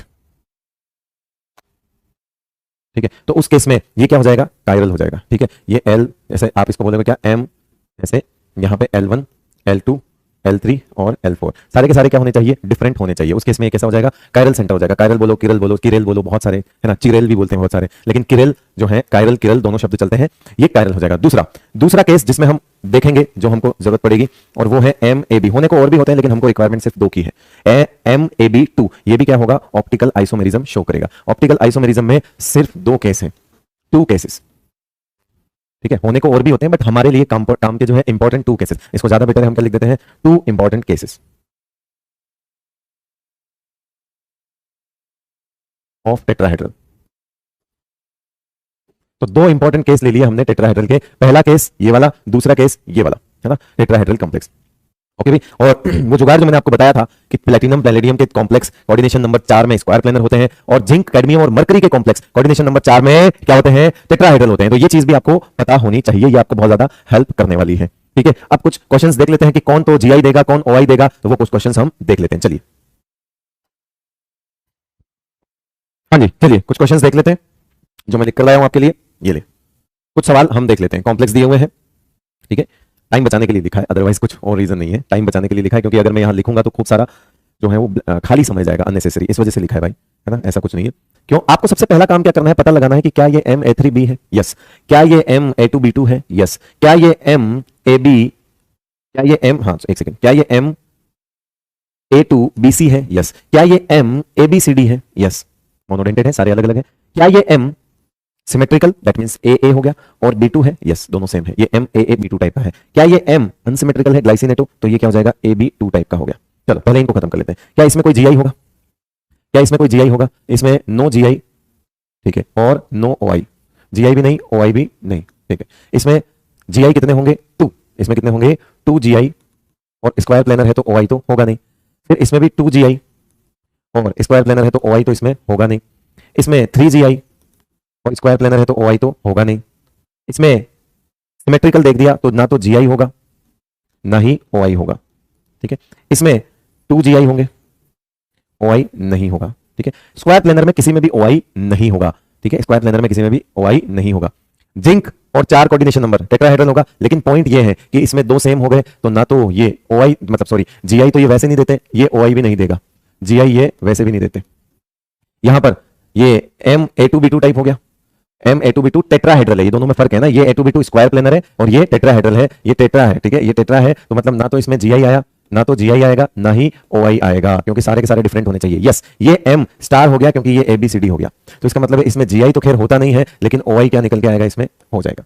ये ऑप्टिकली आइसोमरिज्म दे देगा, ऑप्टिकल आइसोमर दिखा देगा। कितने दिखाएगा? तो 2 दिखा देगा, है ना, 2 दिखा देगा, एक ये और इसकी मिरर इमेज, उसमें कोई बड़ी बात थोड़ी है, ये OI दे देगा। ये क्या दे देगा? ये MAB2 है, तो यस ये GI तो नहीं देगा क्योंकि टेट्राहेड्रल है, लेकिन OI इसमें ये क्या करेगा, शो करेगा। कितने करेगा? तो एक ये और एक इसकी मिरर इमेज, तो 2 हो जाएंगे, ठीक है। ऑप्टिकल आइसोमर मतलब active pairs, optically active pairs कितने हो जाएंगे? 2 हो जाएंगे। तो आपको अगर ऑप्टिकल आइसोमेरिज्म पूछे और ऑप्टिकल एनेंशियोमर पेयर पूछे तो फिर एनेंशियोमर पेयर तो कितना होगा? ये तो 1 हो गया, एनेंशियोमर पेयर तो कितना हो गया? 1 हो गया। SI कितने हो जाएंगे? 2 हो जाएंगे। इसमें SI कितने हो जाएंगे? 2 हो जाएंगे, ठीक है।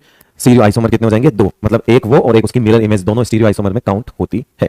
क्लियर है भाई? यहां तक चीजें इस तरह से हम सवाल को देख के खटाखट कर सकते हैं। अब हम बढ़ते हैं ऑक्टाहेड्रल की तरफ।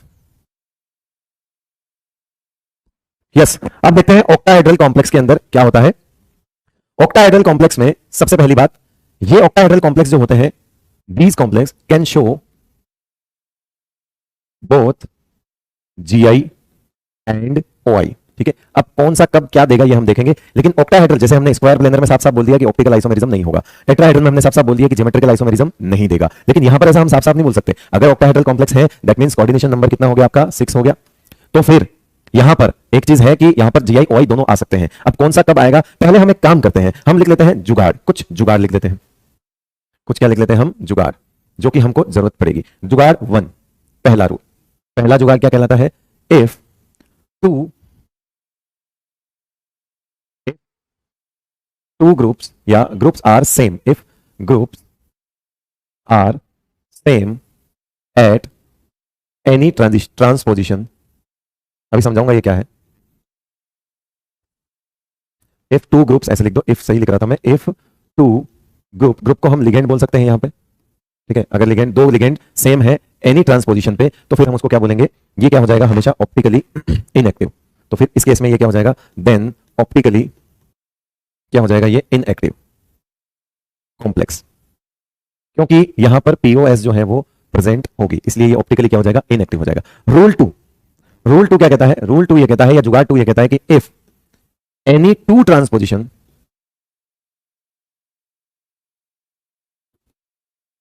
आर म्यूचुअली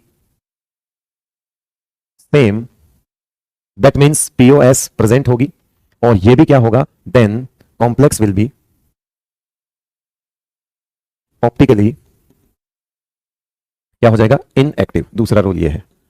पहला रूल, ट्रांसपोजिशन पे 2 लिगेंड सेम लगे हुए हो, ऑप्टिकली इनएक्टिव।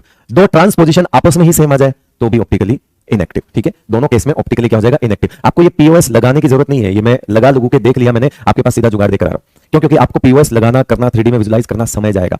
आप सीधा इन नंबर से चलिए, जुगाड़ 1, जुगाड़ 2 से चलिए। जुगाड़ 3 कोई जुगाड़ नहीं है, मैं बेसिकली बताता हूं, ये कोई जुगाड़ नहीं है। जुगाड़ वो है जो आपका काम आसान कर दे। ये भी कॉन्सेप्ट नहीं है, लेकिन इसको अगर आप इस तरह से सोचते हो तो सवाल की अप्रोच अगर आप ऐसे लगाओगे तो आपका सवाल जल्दी हो जाएगा, इस वजह से इनको जुगाड़ बोला जा रहा है। तीसरा, if 3 rings are present, if 3 rings are present, then complex will be optically active। कैसा हो जाएगा? ये ऑप्टिकली एक्टिव हो जाएगा। चौथा, fourth point, if two non coplanar rings are present, then complex optically active हो जाएगा।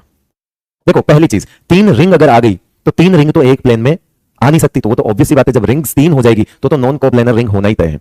लेकिन जब रिंग दो हो, जब दो रिंग हो तो इनके चांस है कि ये रिंग्स प्लेनर भी हो सकती है, नॉन को मतलब कोप्लेनर भी हो सकती है और नॉन कोप्लेनर भी हो सकती है। लेकिन जब नॉन कोप्लेनर होगी दो रिंग, अगर रिंग तीन है तो मुझे पता है कि वहां पर प्लेनर कोप्लेनर हो ही नहीं सकती, ऑलवेज नॉन कोप्लेनर है। अगर तीन रिंग आ गई तो ऑलवेज नॉन कोप्लेनर जाएगी, और अगर दो रिंग है तो वो नॉन कोप्लेनर भी हो सकती है और कोप्लेनर भी हो सकती है, यानी कि प्लेन में भी हो सकती है और अलग अलग प्लेन में भी हो सकती है। नॉन कोप्लेनर का मतलब है अलग अलग प्लेन में होना। उस केस में हमने क्या लिख दिया, ये क्या हो जाएगा, ऑप्टिकली एक्टिव हो जाएगा। तो दो रूल मैंने ऑप्टिकली इनएक्टिव के बताए हैं और दो रूल मैंने ऑप्टिकली एक्टिव के बताए हैं। तो बेसिकली मैंने दो जुगाड़ बताए हैं। अब देखो यहां पर हमने ये ऐसा एक कोई कॉम्प्लेक्स लिख लेते हैं, क्या होता है जैसे m, ठीक है, और यहां से यहां, यहां से यहां, यहां से यहां, ठीक है भाई। ये जो पोजीशन होती है ये कौन सी होती है, ये ए, इस पोजीशन को क्या बोलते हैं, ट्रांसपोजिशन। क्या कहते हैं इस पोजीशन को, ट्रांसपोजिशन। और यहां पर मैंने लिख दिया बी सी, ऐसा लिख दिया ए बी सी, तो ये ट्रांसपोजिशन हो गई ए बी सी। और यहां पर लिख दिया मैंने क्या, ए, और यहां क्या लिख दिया, बी, क्या लिख दिया, ए सी बी सी। अब जरा इसमें देखो यहां पर कितनी ट्रांसपोजिशन होती है, एक ऑक्टाहेड्रल में कितनी ट्रांसपोजिशन होती है, 3 ट्रांसपोजिशन इन ऑक्टाहेड्रल ज्योमेट्री,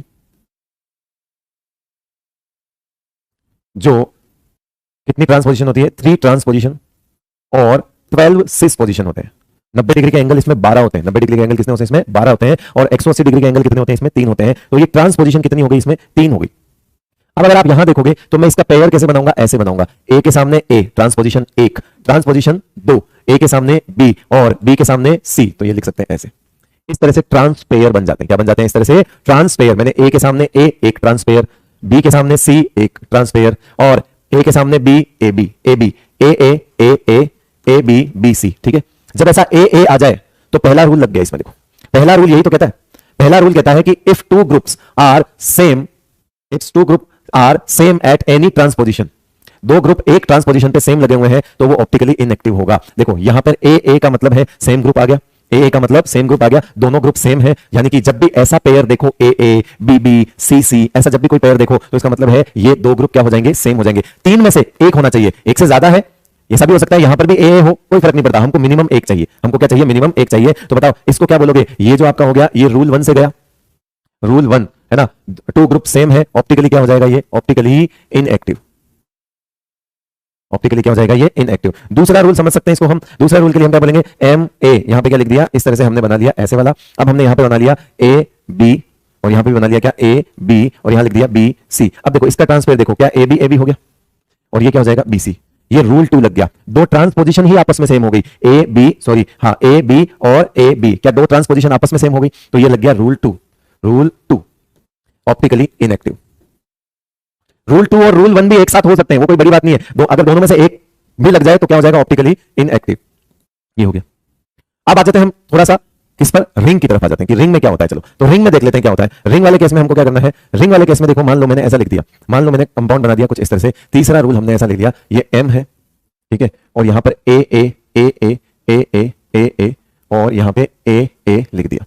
अब मुझे 3 रिंग बनानी है, तो अगर मैं एक रिंग यहां बना दूं, बाइडेंटेड लिगेंड के केस में होता है, एक रिंग में यहां बना दूं तो दूसरी में यहां नहीं बना सकता, क्योंकि जैसे ही दूसरी यहां बनाऊंगा मैं बाकियों को ऐसे नहीं जोड़ सकता। तो इसका मतलब है कि मुझे जो ये वाली रिंग है ये कैसे बनानी है, ऐसे, और ये वाली रिंग है वो कैसे बनानी है, ऐसे। अगर आपको देख के समझ आ गया हो तो ये पता लग गया होगा कि ये सारी रिंग्स जो है बेटा वो एक प्लेन में नहीं है, सारी रिंग्स एक प्लेन में नहीं है। तो यहां हम क्या बोलेंगे, non coplanar rings are present, non coplanar rings present है, यस। तो ऐसा कॉम्प्लेक्स ऑप्टिकली क्या होगा, एक्टिव होगा, ऐसा होगा ऑप्टिकली ही एक्टिव होगा, ठीक है भाई। उसके बाद अगर हम रूल चौथे रूल पे चले जाएं तो देखो मैं यहां पर 2 चीज लिखता हूं, एम, एक में मैंने लिख दिया ए और यहां पर बाइडेंटेड लिगेंड ले लिया ए, ठीक है। यहां मैंने रिंग जोड़ दी, यहां मैंने क्या जोड़ दी, रिंग जोड़ दी, है ना। और अब ये रिंग तो सेम प्लेन में आ गई, ये रिंग कहां आ गई, सेम प्लेन में आ गई। मैंने दूसरा केस लिया, मैंने बना लिया एम और फिर यहां पे लिया ए, और अब इसको मैंने क्या लिख दिया, ए यहां पर। तो अब ये क्या हो गया, ऐसा बन जाएगा। अब यहां है ए, ऐसा हो जाएगा भाई। अब खुद देखो यहां पे रिंग बनेगी ऐसी और यहां पे रिंग बनेगी ऐसी, एक सेकंड, यहां रिंग बनेगी ऐसी और यहां रिंग बनेगी ऐसी। अगर आपको समझ आ गई बात तो क्या ये रिंग 2 अलग प्लेन में आ चुकी है। तो ए और ए आपस में ऐसे हैं तो इसको बोलते हैं ट्रांस, क्या बोलते हैं, ट्रांस। और ये ऑप्टिकली क्या है, इनएक्टिव, और यहीं पर अगर दोनों रिंग, मैंने कहा था ना दो रिंग जब है तो क्या हो सकता है, दो रिंग जब है तो वो प्लेनर भी हो सकती है और कोप्लेनर भी हो सकती है और नॉन कोप्लेनर भी हो सकती है। तो जब हमने ए और ए को ट्रांस नहीं रखा, आपस में ले आए, तो इसको बोला जाता है क्या, सिस। और यहां पे नॉन कोप्लेनर रिंग्स आ गई, और अगर नॉन कोप्लेनर रिंग्स आ गई है तो ये ऑप्टिकली क्या हो जाएगा, एक्टिव। कैसा हो जाता है, ये ऑप्टिकली एक्टिव हो जाता है। खूब सारे एग्जांपल हम इसके करने वाले हैं, चिंता मत करो, सब देख लेंगे। ये कुछ जनरल रूल्स बताए थे मैंने, क्या बताए थे मैंने, जनरल रूल्स बताए थे, जिससे आपको सुविधा हो जाए। ये कुछ जुगाड़ कह दो, रूल्स कह दो, rules for optical, optically active, inactive. ठीक है, रूल्स फॉर जुगाड़ फॉर ऑप्टिकली इनएक्टिव, एक्टिव। 1 2 3 4 मैंने हर एक का एक एग्जांपल आपके सामने ले लिया है। पहला केस मैंने ले लिया रूल 1, मतलब दो ग्रुप ट्रांसपोजिशन पे सेम लगे हुए हो, दो लिगेंड सेम हो, ए ए, तो रूल 1 से ये ऑप्टिकली इनएक्टिव हो गया। दूसरा, इसमें मैंने दो ट्रांसपोजिशन ही म्यूचुअली आपस में सेम ले ली, A B A B A B A B. ये ट्रांसपोजिशन होती है आमने सामने वाली, जो ऐसे लिखते हो इसको आप ट्रांसपेयर बोलते हो। आमने सामने वाले पेयर्स को लिखना क्या कहलाता है, ट्रांसपेयर। तो ये भी ऑप्टिकली इनएक्टिव हो गया। अगेन यहां पर मैंने फिर तीन रिंग का कोई केस लिया कि ऐसा हो कि तीन रिंग बन रही हो और तीनों रिंग अगर है तो तीनों रिंग एक साथ प्लेन में नहीं आ सकती, ऑलवेज नॉन कोप्लेनर रिंग्स होगी और ऑप्टिकली एक्टिव होगा। सेम चीज, अगर दो रिंग है, अगर दो रिंग है तो केस अलग बन सकते हैं। हो सकता हो दो रिंग प्लेन में भी आ जाए, हो सकता हो दो रिंग जो है वो नॉन प्लेनर भी हो। तो जैसे इसी को हम ट्रांस बोल देते हैं, ये जीआई है, इसको क्या बोल देते हैं हम, ट्रांस बोल देते हैं। तो यहां पर तो आप सीधा ऑप्टिकली इनएक्टिव बोल दो और यहां पर आप ऑप्टिकली क्या बोल दोगे, एक्टिव बोल दो, क्योंकि यहां जब आप ए और ए को आसपास लेते हो तो आपकी रिंग अलग प्लेन में चली जाती है, और जब आप ए और ए को आमने सामने लेते हो तो आपकी रिंग कहां हो जाती है, एक ही प्लेन में आ जाती है। ठीक है भाई, ये कुछ जुगाड़ थे जो आपको हेल्प करेंगे। आगे हम बढ़ते हैं अब। चलिए तो आप देख लेते हैं डिफरेंट डिफरेंट केस। केस तो बहुत ज्यादा है लेकिन एनसीईआरटी में बहुत कम दिए हुए हैं, तो जो एनसीईआरटी में गिवन है वहां तक तो हम डिटेल्स में देख लेंगे। उसके बाद मैं आपको एक नंबर दे दूंगा, वो नंबर आपको याद करना है और डायरेक्ट सवाल उससे हो जाएंगे, क्योंकि अननेसेसरी चीजों को पढ़ने का कोई फायदा नहीं है। ठीक है बेटा, ध्यान रखना इस चीज का। तो यहां पर हम सबसे पहला केस ले लेते बेटा। सबसे पहला केस हमने लिया ऑक्टाहेड्रल के अंदर MA6। ठीक है, सिंपल सी बात है, इसमें कुछ भी चेंज नहीं है, MA तो बताओ क्या ये जीआई देगा, नहीं देगा। जीआई मतलब आप इसको पोजीशन को कोई चेंज नहीं कर सकते हैं, मतलब no GI and no OI, कुछ नहीं, ओआई भी नहीं, क्योंकि रूल 1 कहो रूल 2 कहो, कुछ नहीं है, सब कुछ ही सेम सेम है। ए हो गया, ए हो गया और ए हो गया, कुछ नहीं है। रूल 1 रूल 2 जो लगाना है लगाओ, प्लेन ऑफ सिमेट्री पक्का आएगी इसके अंदर। उसके बाद हम बात करते हैं दूसरा वाला केस। दूसरा केस है आपका MA5B। दूसरा केस कौन सा हो गया आपका, MA5B, यानी कि M यहां पे ले लो, यहां ए ले लो, यहां पे ए बी ले लो और यहां पे क्या ले लोगे, ए ले लो। एक ही तो अलग करना है। अब आप खुद सोचो यहां पे क्या बन रहा है, इसको हम क्या बोलेंगे, ए फिर ए और फिर ए बी। तो यहां पे जीआई आएगा क्या, कोई जीआई नहीं आएगा। आप बी की पोजीशन जब भी किसी के सामने रखोगे तो सामने ए ही होगा, यानी कि यहां लिख दो नो जीआई एंड ऑप्टिकल तो ये होगा नहीं, क्योंकि ये रूल 1 रूल 2 जैसा आपको देखना है वैसा कर लो, no GI and no OI, कुछ नहीं। ठीक है, no GI no OI, A5B में भी कुछ नहीं मिल रहा। उसके बाद हमने दूसरा लिया, ठीक है, और वो लिया हमने कौन सा, तीसरा MA4B2। क्या ले लिया हमने, MA4B2। चलिए देखते हैं इसमें। देखो पहले पेयर बनाना सिखा लेता हूं मैं। A4B2 तो आप ऐसे लिखो, A कितने हैं 4, तो 4 बार तो लिखी दो, फिर B कितने हैं 2, तो 2 बार लिख दो, ऐसे पेयर बन सकते हैं। अब इनको आपस में चेंज करके देखते हैं, अगर कुछ अलग आता है तो जीआई होगा, अगर कुछ अलग आता है तो जीआई होगा। ए को आपस में चेंज करूं कुछ नहीं होगा, लेकिन ए बी को आपस में चेंज करूं तो बन सकता है। देखो ए हो जाएगा और इनको आपस में चेंज करूं तो ए बी, इंटरचेंज कर दो, ए के साथ बी और ए के साथ बी, तो ए बी बन गया। ये कुछ अलग आ गया। अब इनको इंटरचेंज करके देखो, अगर कुछ नया बनता है तो हम कंसीडर कर लेंगे, अगर रिपीट होता है तो कोई मतलब नहीं है। देखो क्या मैं यहां पर ए इसको चेंज करने से ए और ए बी ही बनेगा, इसको चेंज करने से फिर से वही बन जाएगा ए बी बी, यानी कि ये बात तय है कि यहां पर कितने जीआई आए हैं, 2 जीआई। अब देखो ये रूल 1 है इनएक्टिव, ये भी रूल 1 है, रूल 2 लगा लो, ये भी क्या है, इनएक्टिव, यानी कि जीआई तो है लेकिन ओआई नहीं होगा। जीआई तो है लेकिन ओआई नहीं होगा। आप चाहो तो इसको बना भी सकते हो, अब कुछ बनाने की कुछ बची नहीं है वैसे तो। देखो आप कुछ सोचो भाई, आप क्या बना सकते हो, एम ए फिर ए और फिर बी बी। तो पहला केस हो गया ए बी बी। दूसरा केस लिख लो, देखो ए ये लो, उसके बाद ए बी ए बी, तो ये हो गया आपका दूसरा जीआई। तो जीआई तो 2 बनेंगे लेकिन दोनों के दोनों में इनएक्टिव ही आएगा, कारण ये पहले रूल से गया, ये भी पहले रूल से गया या दूसरे रूल से गया, एक ही बात है। कुल मिला के उसमें ऑप्टिकल आइसोमेरिज्म शो नहीं होगा। फोर्थ वन MA4BC, ठीक है, दोनों अलग अलग ले लिया, MA4B2 और MA4BC। देखो डायग्राम बनाने से अच्छा है आप ये काम कर लो, ए और डायरेक्ट लिख दिया BC। चेंज करके देख लो, इनको चेंज आपस में कर नहीं सकते, इसको चेंज कर लो, ए को होल्ड मारो और AC, इसके अलावा कोई चेंज नहीं होगा। आप आपस में चेंज कर देख लो, ये 2 ही पेयर अलग बन सकते हैं, यानी कि हम लिख सकते हैं 2 GI। क्या इसमें रूल 1 लग रहा है, क्या इसमें रूल 1 लग रहा है, इनएक्टिव। क्या इसमें AB ये भी रूल 1 लग रहा है, इनएक्टिव। तो इसका मतलब है यहां लिख देंगे no GI, sorry no OI। Rule 1 लग गया, दो ट्रांसपोजिशन सेम हो गई, बात खत्म हो गई, दो ट्रांसपोजिशन सेम हो गई, यहां पे भी बात खत्म हो गई। मतलब जीआई, इसमें ओआई तो नहीं आ रहा, दो जीआई जरूर आ रहे हैं। फिर हमने फिफ्थ केस ले लिया, ठीक है, MA4BC की जगह हमने क्या केस ले लिया, अब फिफ्थ केस ले लिया। और फिफ्थ केस क्या है आपका, MA3B3। कौन सा है आपका fifth case, MA3B3। MA3B3 NCERT में थोड़ा डिटेल में दिया हुआ है। पहली चीज हम इसको AA लिख सकते हैं, सुनो हम इसको कैसे लिखेंगे, AA, दो तीन A है, हमको AA चाहिए, फिर एक A बचेगा, उसके साथ हम B ले लेते हैं, और फिर हम यहां पे वापस क्या ले लेते हैं, B, ये ले लिया हमने। ठीक है, कैसे लिखा, जो दिया है उसको आप दो दो के टुकड़ों में तोड़ना शुरू कर दो। 3A है तो दो इसके साथ, एक इसके साथ, फिर आगे वाला एक B ले लिया तो बचे हुए दो B वापस लगा दिया, मतलब इसको सीक्वेंस में ही लग दिया। अब आप इसको चेंज कर सकते हो क्या, जरा देखो, अगर मैं इसको आपस में चेंज करता हूं तो फिर तो AA ही बनेगा, लेकिन अगर मैं इसको चेंज करता हूं, मतलब AB को अगर बीच में होल्ड कर दूं, AB को बीच में होल्ड कर दूं और इनको आपस में चेंज करूं, तो देखो ये क्या बन जाएगा, AB, और ये भी क्या बन जाएगा, AB बन गया, ये भी AB बन गया। जहां की यहां मैं पहले बना लेता हूं ये वाला, ये बना लेता हूं आपके सामने, पहले इस वाले को बना देता हूं, ये M, ठीक है, क्या हो गया ये M, ये हो गया आपका AA, ठीक है, A, और ये हो जाएगा आपका AB, और ये हो जाएगा आपका B, ठीक है। अब इस प्लेन में ऐसा बन जाएगा, और अगले वाले में दिखा देता हूं मैं, इसमें देखते हैं इसमें क्या बनेगा, तो इसमें MAB, सब AB है तो कहीं पे भी लगा दो, ये लो, ठीक है, AB है तो AB, और यहां पे भी क्या हो जाएगा B, और यहां पर भी क्या हो जाएगा A, ये लो, ठीक है। अब जरा इस चीज को समझो, एनसीईआरटी ने इनको एक नया नाम दिया है, और वो नया नाम क्या है कि जब इस तरह से एक्सियल और इक्वेटोरियल प्लेन के बीच में, एक्सियल क्या है ये नीचे वाला B, और एक्सियल और इक्वेटोरियल प्लेन के बीच में अगर कोई एक ट्राइंगल बनता है जिस पर सारे ग्रुप क्या हो सेम, B, यहां पर अगर एक ट्राइंगल बनता है तो इसको बोलते हैं फेसियल, क्या बोलते हैं, फेसियल, या इसको शॉर्ट फॉर्म में बोलते हैं फेक। इसको नया नाम दिया कि फेक बोलेंगे हम इसको, ठीक है, एनसीईआरटी की इच्छा हमने लिख दिया, उसने बोला था तो हमने भी बोल दिया कि ये फेसियल होता है, मतलब ऐसे वाला प्लेन और नीचे की तरफ इस तरह से एक फेस बनाता हुआ ट्राइंगल बनेगा इस प्लेन में और नीचे वाले प्लेन में, 3D के अंदर नीचे बना हुआ है।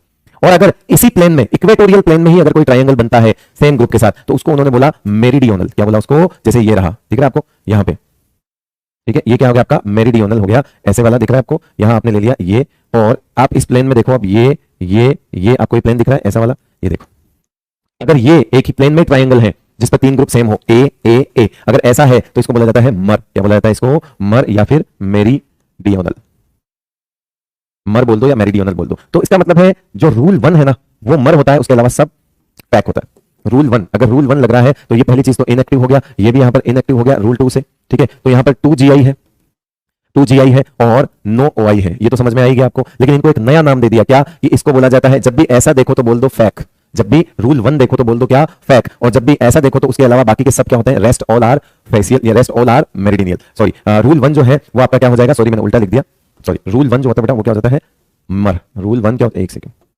रूल 1 क्या होता है, अरे यार, रूल 1 होता है मर, ये मेरिडियनल है ना, तो रूल 1 के लिए क्या चाहिए हमको, ट्राइंगल चाहिए, मतलब हमको पक्का एक तो आमने सामने सेम चाहिए ही चाहिए। अच्छा, ट्राइंगल बनाना है 3 का, 3 सेम लिगेंड्स का ट्राइंगल बनाना है तो कम से कम 3 लिगेंड तो चाहिए, कम से कम 3 लिगेंड्स तो चाहिए। इसीलिए जो आप ये देख रहे हो A3B3, इसमें हमने फैक मर बताया, इसमें हमने क्या बताया, फैक मर बताया। एनसीईआरटी ने फैक और मर सिर्फ इस केस के लिए बता रखे हैं, तो पूछा जाएगा कभी तो इनसे ही पूछा जाएगा, हालांकि फैक और मर तो और भी होते हैं, लेकिन कभी पूछा गया तो मान के चलिए इसी से पूछा जाएगा, और ये जो है इसको हम क्या बोल देंगे, फैक बोल देंगे। ऊपर वाला मेरिडियनल है और नीचे वाला क्या है, फैक है। जैसे कोई कॉम्प्लेक्स ले लिया हमने, इसका एग्जांपल देखते हैं, चलो कैसे, जैसे हमने ले लिया क्या, CONH3 और Cl3, ये ले लिया। अब देखो ये किस टाइप का कॉम्प्लेक्स है, ये MA3B3 टाइप का कॉम्प्लेक्स है। किस टाइप का कॉम्प्लेक्स है ये, MA3B3 टाइप का कॉम्प्लेक्स है। तो ये क्या देगा, ये सेम चीज देगा आपको, है ना। A3B3 टाइप से क्या बनाएगा ये देखो M, या मतलब यहाँ कोबाल्ट, फिर यहाँ पे क्या आ जाएगा आपका, यहाँ आ जाएगा आपका क्या, यहाँ पे ये NH3, यहाँ पे भी क्या NH3, और यहाँ पे भी क्या NH3, और यहाँ क्या आ जाएगा आपका Cl, और ये क्या आ जाएगा आपका Cl। जब आप देखोगे तो इस प्लेन में एक क्या डेवलप हो चुका है, ट्राइंगल डेवलप हो चुका है, ये लो, ये क्या हो गया आपका, ट्राइंगल डेवलप हुआ, ये लो, ट्राइंगल डेवलप हुआ, ये क्या जाएगा आपका मर। और फेसियल भी बना सकते हो आप इसका, फेसियल कैसे बनेगा, कोबाल्ट, फिर सब आप ऐसा बना लो NH3, यहाँ पे Cl, फिर आप यहाँ पे ऐसा बना दो NH3, और यहाँ पे क्या जाएगा आपका Cl, यहाँ पे आपका जाएगा NH3, और यहाँ पे आ जाएगा क्या Cl। तो आप इसको मेरिडियनल उधर भी बना सकते हो, मेरिडियनल इधर भी बना सकते हो, है ना। यहाँ से यहाँ तक ये एक फेसियल ट्राइंगल बन रहा है, दिख रहा है सबको, ये लो, ये क्या हो जाएगा आपको, फेस, फैक, फैक बोलते हैं इसको, फैक मर। तो ये इस तरह की चीजें आपको एनसीईआरटी में फैक मर 2 समझा रखे हैं, आप देखिएगा उसको जाकर, ठीक है भाई। ये MA3B3 है, ये लास्ट केस है जो एनसीईआरटी में समझाया हुआ है, ये लास्ट केस है जो एनसीईआरटी में समझाया हुआ है, मैं फिर बता रहा हूं। इसके बाद जो कोई केस है वो सारे आपको एक तरह से मान के चलो कि अननेसेसरी आपको डायग्राम बनाने की कोई जरूरत नहीं है, आपको डायग्राम बनाने की कोई भी जरूरत नहीं है, आप डायरेक्ट याद कर लो, उसी में आपका फायदा है। आप डायरेक्ट याद कर लो, उसी में आपका फायदा है। तो हम वो वाली चीजें जो है लिख देते हैं, है ना। मैं आपको एक साथ सारे केस लिख के दे देता हूं, मोनोडेंटेड के केस में सारे लिख के दे देता हूं आपको। चलिए, यहां तक एनसीईआरटी ने एक्सप्लेन किया हुआ है, हमने यहां तक एक्सप्लेन कर लिया है। अब मैं आपको खूब सारे केस एक साथ लिख के दे देता हूं। MA6, MA5B, MA4B2, MA4BC, MA3B3, MA3B2C, MA3BCD, MA2B2C2, MA2B2CD, MA2BCDE और MABCDEF। ये कुछ केस बने होंगे, आई थिंक 11 केस बनते हैं ये। 1 2 3 4 5 6 7 8 9 10 और 11। इनके अंदर जो जीआई होता है, जीआई यहां पे मैं जीआई लिख रहा हूं, जीआई इसके अंदर जीआई 0 0 222 0 0 222 है ना, 3 4 5 6, फिर लिखो 9 9 9 एंड 6 15। ये लो, कैसे याद रखोगे? 0 0 2 2 3 4 5 6 9 15, 0 0 2 2 6 3 4 5 6 9 15। या कैसे रखोगे? 0 0 2 2 3 4 6 3 4 5 6 9 15, 0 0 2 2 3 4 5 6 9 15। ऐसे याद करना है। और ऐसे केस पहले इसकी प्रैक्टिस करना अच्छे से, ऐसे का ऐसे सीक्वेंस में बनाना सीखना है। मैं कोई रट के नहीं आया हूं, एक एक कम करते हुए जा रहा हूं। देखो, 6 की जगह 5 लेके एक अलग ले लिया, फिर 4 लेके 2 अलग ले लिए, दो मतलब 4 लेके 2 सेम ले लिए, फिर 4 लेके 2 सेम नहीं 2 अलग ले लिए, फिर मैंने 3 3 का सेट बना लिया, 3 3 कर लिया। अब इसको 3 लगा, इसमें से 2 एक अलग कर दिया, मतलब 2 सेम एक अलग कर दिया, फिर तीनों को अलग कर दिया, A3BCD, फिर 2 2 के सेट ले लिए, A2B2C2, फिर A2B2 को वैसा ही रखा, इसके 2 कर दिए, CD कर दिया, मतलब इनको डिफरेंट कर दिया, फिर इन 2 को भी डिफरेंट कर दिया, BC और DE कर दिया, फिर सबको डिफरेंट कर दिया। तो ये आपको एक बार आप बनाओगे, आपको समझ आ जाएगा कि कैसे बनाए हुए हैं। सारी चीज आपको अपने आप क्लियर हो जाएगी, सारी चीज क्लियर हो जाएगी अपने आप, तब आपको समझ आ जाएगा। तो ये रहा जीआई, ठीक है। अब जीआई के बाद आता है ऑप्टिकली एक्टिव पेयर्स।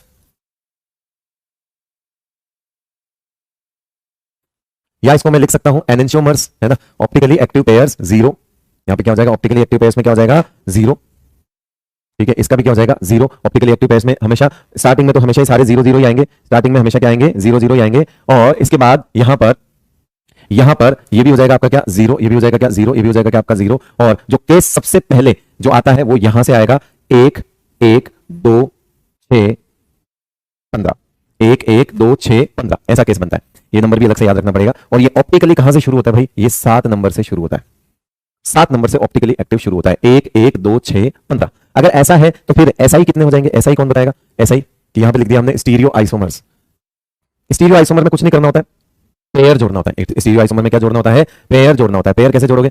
पेयर कैसे जोड़ोगे? देखो, सिंपल सा है, 0 0 0 0 0 0 2 0 2 2 0 2 2 0 2 3 0 3 4 1 5 5 1 6 6 2 8 9 6 15 15 15 30। ये हो जाएगा। ये क्या हो जाएंगे आपके? ऑप्टिकल। ऐसा ही हो जाएंगे, ऐसा ही। सही है ना? ऊपर नीचे तो नहीं होंगे बहुत ज्यादा। या मैं लाइन खींची दूं, कंफ्यूज हो जाओगे ना तुम। यहां से यहां, यहां से, ये देखो, ये दिक्कत हो गई ना। यहां से यहां, फिर यहां से यहां पे, यहां से यहां,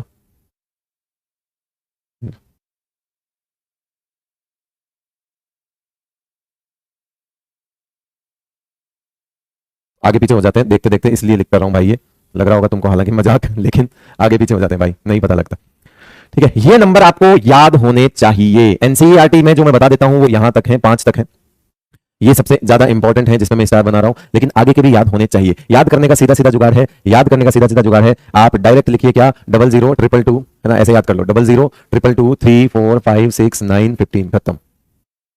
3 4 5 9 6 15, 3 4 5 6 9 15, 9 6 9 6 9 15, 9 6 बोलोगे तो उल्टा हो जाएगा। 0 0 2 2 3 4 5 6 9 15। ये आपको नंबर याद होने चाहिए जीआई के लिए। और इसके लिए है 1 1 2 6 15, 1 1 2 6 15। और ये शुरू होता है MA3BCD के साथ, यानी कि 3 सेम हो और 3 डिफरेंट हो। सुनो मेरी बात को, 3 सेम हो और 3 बाकी के 3 डिफरेंट हो, तब पहली बार हम ऑप्टिकल बोलेंगे। कैसे याद रखोगे? 3 सेम हो और 3 बाकी के डिफरेंट हो जाए। टोटल हमको क्या चाहिए? 6 चाहिए। 3 सेम हो और 3 डिफरेंट आ जाए, उसके बाद ऑप्टिकल सोचना शुरू करो। उससे पहले मत सोचो, उससे पहले तो सोचना ही नहीं है आपको। कभी भी ऑप्टिकल 0 0 0 0 लिख देना। 3 सेम हो और बाकी के 3 डिफरेंट हो जाएं, 3 डिफरेंट हो जाएं, बाकी के 3 डिफरेंट हो जाएं, तब आपको ऑप्टिकल आइसोमेरिज्म का सोचना है। क्यों? क्योंकि यहां पहली बार आपने ऑप्टिकली एक्टिव पेयर लिखा है। ठीक है, पेयर लिखा है यहाँ पे, पहली बार आपने क्या लिखा है, ऑप्टिकली एक्टिव पेयर लिखा है, समझिए बात को। तो ये एक पूरी लिस्ट थी जो आपको मैंने आइसोमेरिज्म की दे दी है। अब आइसोमेरिज्म में बाइडेंटेड केस के कुछ, बाइडेंटेड लिगेंड्स के कुछ केस देख लेते हैं हम, जो हमारे लिए बहुत सिलेबस में बहुत ज्यादा इंपॉर्टेंट है ना। तो हम देख लेते हैं bidentate case. In case of bidentate ligands, in case of bidentate ligands, जैसे पहला केस MAA3, ठीक है, कोऑर्डिनेशन नंबर 3 हो गया। अगर बाइडेंटेड है तो MAA3 में कौन सा केस हो गया, केस हो गया आपका पहला केस जो इंपॉर्टेंट है ना, इंपॉर्टेंट है MAA3। इसका जैसे एग्जांपल ले लेंगे हम MA, आपको भी पता है A, ये रहा A, ये रहा A, ये रहा A और ये रहा A। यहां से यहां बनाओ, यहां से यहां बनाओ, यहां से यहां बनाओ। ये GI तो नहीं देगा, आपको भी पता है ये GI तो नहीं देगा, लेकिन OI देगा, ऑप्टिकल आइसोमेरिज्म शो करेगा। जैसे इसका एग्जांपल ले लेते हैं हम, सबसे बढ़िया जैसे हमने ले लिया एग्जांपल के तौर पे CO, सबसे ज्यादा आपको यही देखने को मिलेगा, COEN3 CL3, ठीक है। क्या ये MAA3 टाइप का हो गया? ये AA क्यों है? क्योंकि ये सिमेट्रिकल बाइडेंटेड लिगेंड है। तो आप क्या बनाओगे इसमें CO, क्या बनाओगे इसमें CO, फिर यहां क्या बनाओगे आप EN, यहां क्या बनाओगे EN, यहां क्या बनाओगे EN, यहां क्या बनाओगे EN, यहां बनाओगे EN, यहां बनाओगे EN, ऐसा बनाओगे। और आप क्या बनाओगे, रिंग बनाओगे इसकी, फिर इसकी और फिर इसकी, ये ऐसा बन जाएगा, ऐसा बन जाएगा, ये इस तरह से बन जाएगा। क्लियर भाई, यहां तक समझ आया? तो ये केस हो गया जिसमें ऑप्टिकल आइसोमेरिज्म तो दिखेगा, OI तो बनेगा, मतलब एक ये और एक इसकी मिरर इमेज, एक ये और एक इसकी मिरर इमेज, है ना, जो कि सुपर इंपोजेबल नहीं होगी, जो कि सुपर इंपोजेबल नहीं होगी। इसकी मिरर इमेज कैसे बनाओगे आप, ऐसे बनाओगे, ठीक है। तो बन जाएगी इसकी मिरर इमेज कैसे बनेगी, CO, ठीक है। ये बनेगा क्या, EN, ठीक है, ये यहां हो जाएगा। उसके बाद यहां पे ये क्या हो जाएगा आपका EN, ये क्या हो जाएगा EN, तो ये कहां जाएगा आपका, यहां पे आ जाएगा EN, ये इधर जाएगा और ये हो जाएगा आपका EN, ये आपका इधर आ जाएगा, ठीक है। ये इसकी क्या हो जाएगी, मिरर इमेज बन जाएगी। क्या बन जाएगी, इसकी मिरर इमेज बनेगी, ठीक है भाई, जो कि सुपर इंपोजेबल नहीं होगी। तो इसका मतलब इसमें ऑप्टिकल आइसोमेरिज्म शो होगा। क्लियर भाई? और एक दो केस देख लेते हैं जो इंपॉर्टेंट होते हैं। यस, तो इसमें ये इसकी मिरर इमेज हो गया। तो यहां पर आप क्या लिखोगे, ओवरऑल इस वाले केस के लिए क्या लिखोगे आप, MAA3 के लिए क्या लिखोगे, इसमें GI नहीं है, GI क्या होगा, 0। और ऑप्टिकल एक्टिव आइसोमर्स कितने हो जाएंगे, 2, ये और इसकी मिरर इमेज 2 हो जाएंगे। तो फिर SI भी कितने हो जाएंगे, इसमें 2 हो जाएंगे। यहां पेयर पूछता तो 1, यहां ऑप्टिकल एक्टिव आइसोमर पूछ लिया तो फिर 2, पेयर कितना हो जाएगा, अगर पेयर लिखना है तो पेयर हो जाएगा 1, पेयर कितना हो जाएगा 1, और ऑप्टिकली एक्टिव आइसोमर्स पूछ रहा है तो कितने हो जाएंगे, 2 हो जाएंगे, ठीक है। अगला केस, दूसरा केस देख लो आप। दूसरा केस हमको लेना है MAA-B2, M जो इंपॉर्टेंट है वही बता रहा हूं, है ना। इससे आप हर सवाल देख लेना, PYQ उठा लेना, सब JEE मेंस तक के उठा लेना। जो 4 केस बताऊंगा उसके अलावा कोई केस नहीं पूछा जाता। MAA-B2, चलिए इसका केस देख लेते हैं। मान लीजिए हमने ले लिया क्या, M और यहां पे ले लिया क्या, B और B को ऐसे ले लिया, और फिर यहां पे A और A को ऐसे ले लिया। तो इसमें प्लेन ऑफ सिमेट्री आ गई, ये वाली प्लेन ऑफ सिमेट्री इसमें आ गई। तो इसका मतलब है इसमें तो POS प्रेजेंट है, और इसको बोला जाता है क्या, ट्रांस। क्या बोला जाता है इसको, ट्रांस। इसमें POS प्रेजेंट है, ये ऑप्टिकली क्या हो जाएगा, इनएक्टिव। कैसा हो जाएगा, ये ऑप्टिकली इनएक्टिव। लेकिन इसी की सिस बना दूं, इसी का क्या बना दूं, सिस बना दूं। सिस कैसे बनेगा, M यहां पे क्या ले लिया मैंने, B और यहां पे क्या ले लिया, B, यहां हो गया A और ये हो गया A, यहां एक रिंग बनेगी और यहां एक रिंग बनेगी। अब देखो जब आपने B और B की पोजीशन को सिस पे किया तो 2 रिंग जो है वो आ गई कहां पे, नॉन कोप्लेनर। तो क्या लिखोगे, नॉन कोप्लेनर रिंग्स आ गई। तो ये कैसा हो गया, ऑप्टिकली एक्टिव।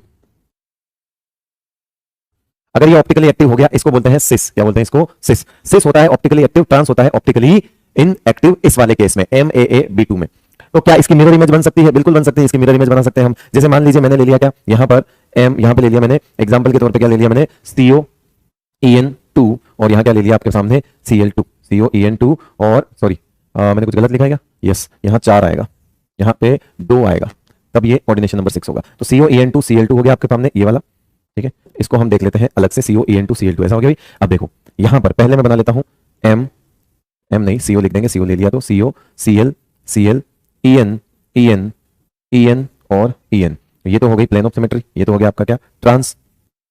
कैसा हो गया ये, ट्रांस इनएक्टिव, ठीक है। फिर क्या बना दिया हमने, सिस। क्या बना दिया, सिस। सिस कैसे बनेगा, देखो सिस बनाने के लिए CO यहां लिख दिया, CO, फिर क्या लिख दिया, CL, इसको लिखो CL, यहां क्या आ जाएगा EN, यहां क्या आ जाएगा EN, यहां भी EN और यहां भी क्या आ जाएगा EN, ऐसा आ जाएगा। या इसको एक काम करते हैं, मिरर इमेज बनाने में थोड़ी सुविधा रहेगी, इसको EN लिखते हैं, इसको भी EN लिखते हैं और यहां पे क्या लिख देते हैं, CL लिख देते हैं, ठीक है। बात एक ही है, सिस पे ले लिया, ठीक है। अब क्या बन गई, इसको हमने क्या ले लिया, ऐसा बना लिया, ऐसा और ऐसा,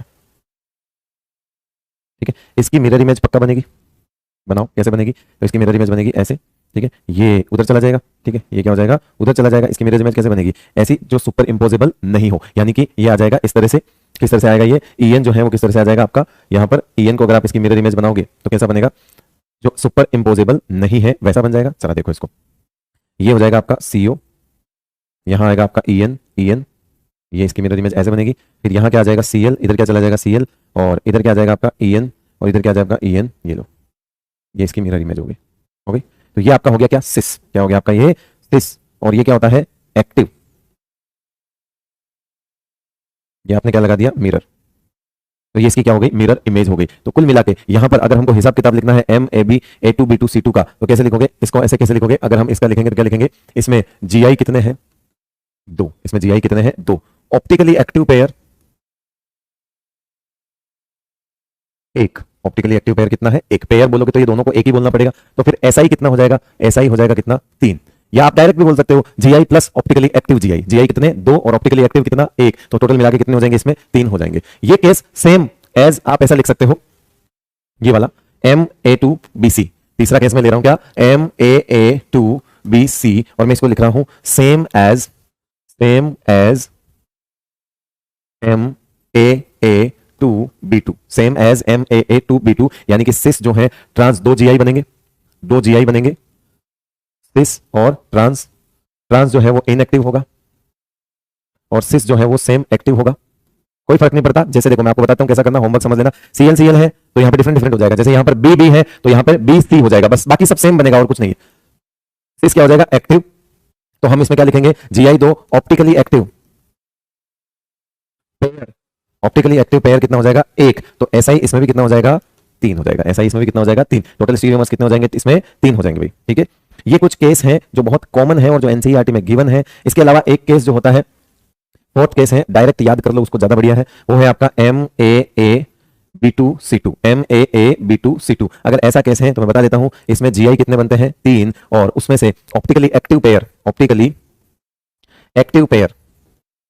कितना होता है, 1, कौन सा होता है, 1, तो इसमें SI कितने हो जाएंगे, टोटल 4 हो जाएंगे, इसमें SI कितने हो जाएंगे, टोटल 4 हो जाएंगे। ये डायरेक्ट याद कर लो, इसी में फायदा है, क्योंकि इसको अननेसेसरी समझने का कोई मतलब है नहीं, है ना। और M ऐसा अगर आप करना भी चाहोगे तो भी आपको इसमें एक्चुअली 2 ट्रांस आएंगे और एक सिस बनेगा, और सिस वाला जो है वो क्या होगा आपका, एक्टिव हो जाएगा, सिस वाला। 2 ट्रांस आएंगे, इसमें 2 ट्रांस आएंगे, है ना। कौन कौन से आएंगे आप खुद ही सोच लो। ये देखो मैं आपको बताता हूँ, आप क्या करोगे, इसको ऐसे बनाओगे, M यहाँ पे ट्रांस ले लो एक बार, तो B सामने ले लो, B, ये देखो B ये सामने ले लिया, और यहाँ पे क्या लगा दिया, A लगा दिया, ये जुड़ गया, तो ये क्या हो जाएगा, C और C हो जाएगा, ठीक है। ये कहलाता है ट्रांस इनएक्टिव।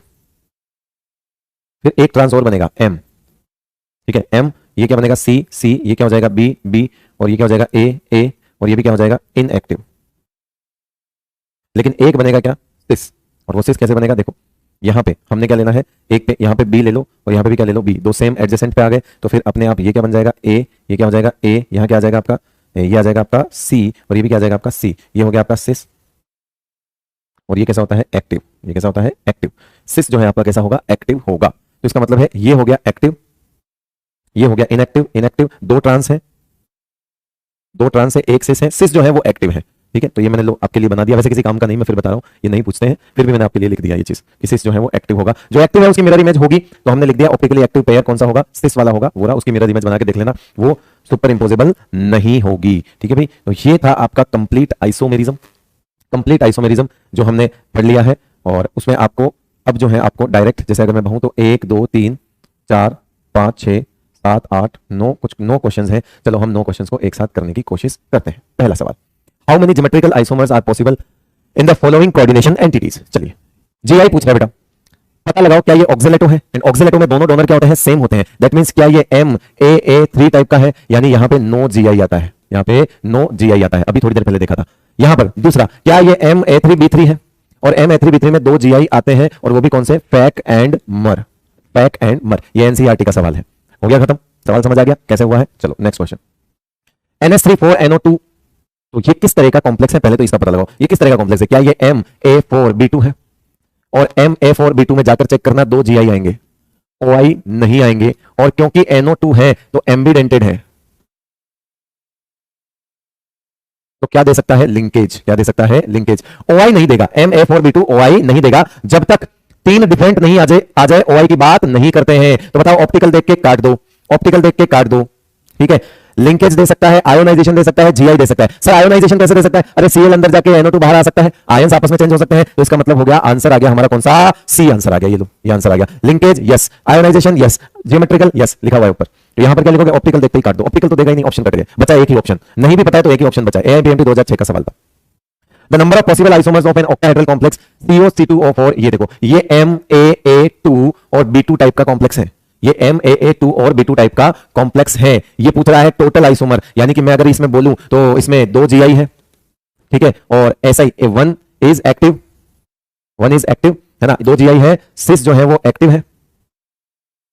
तो फिर SI कितने हो जाएंगे? यहां पर 3 हो जाएंगे। SI कितने हो जाएंगे? 3। तो टोटल आइसोमर कितने हो जाएंगे? टोटल पॉसिबल आइसोमर्स कितने हो जाएंगे? इसके 3 हो जाएंगे। SI पूछ रहा है, टोटल पूछ रहा है, तो SI पूछ रहा है। एम्स 2006 में पूछा हुआ सवाल।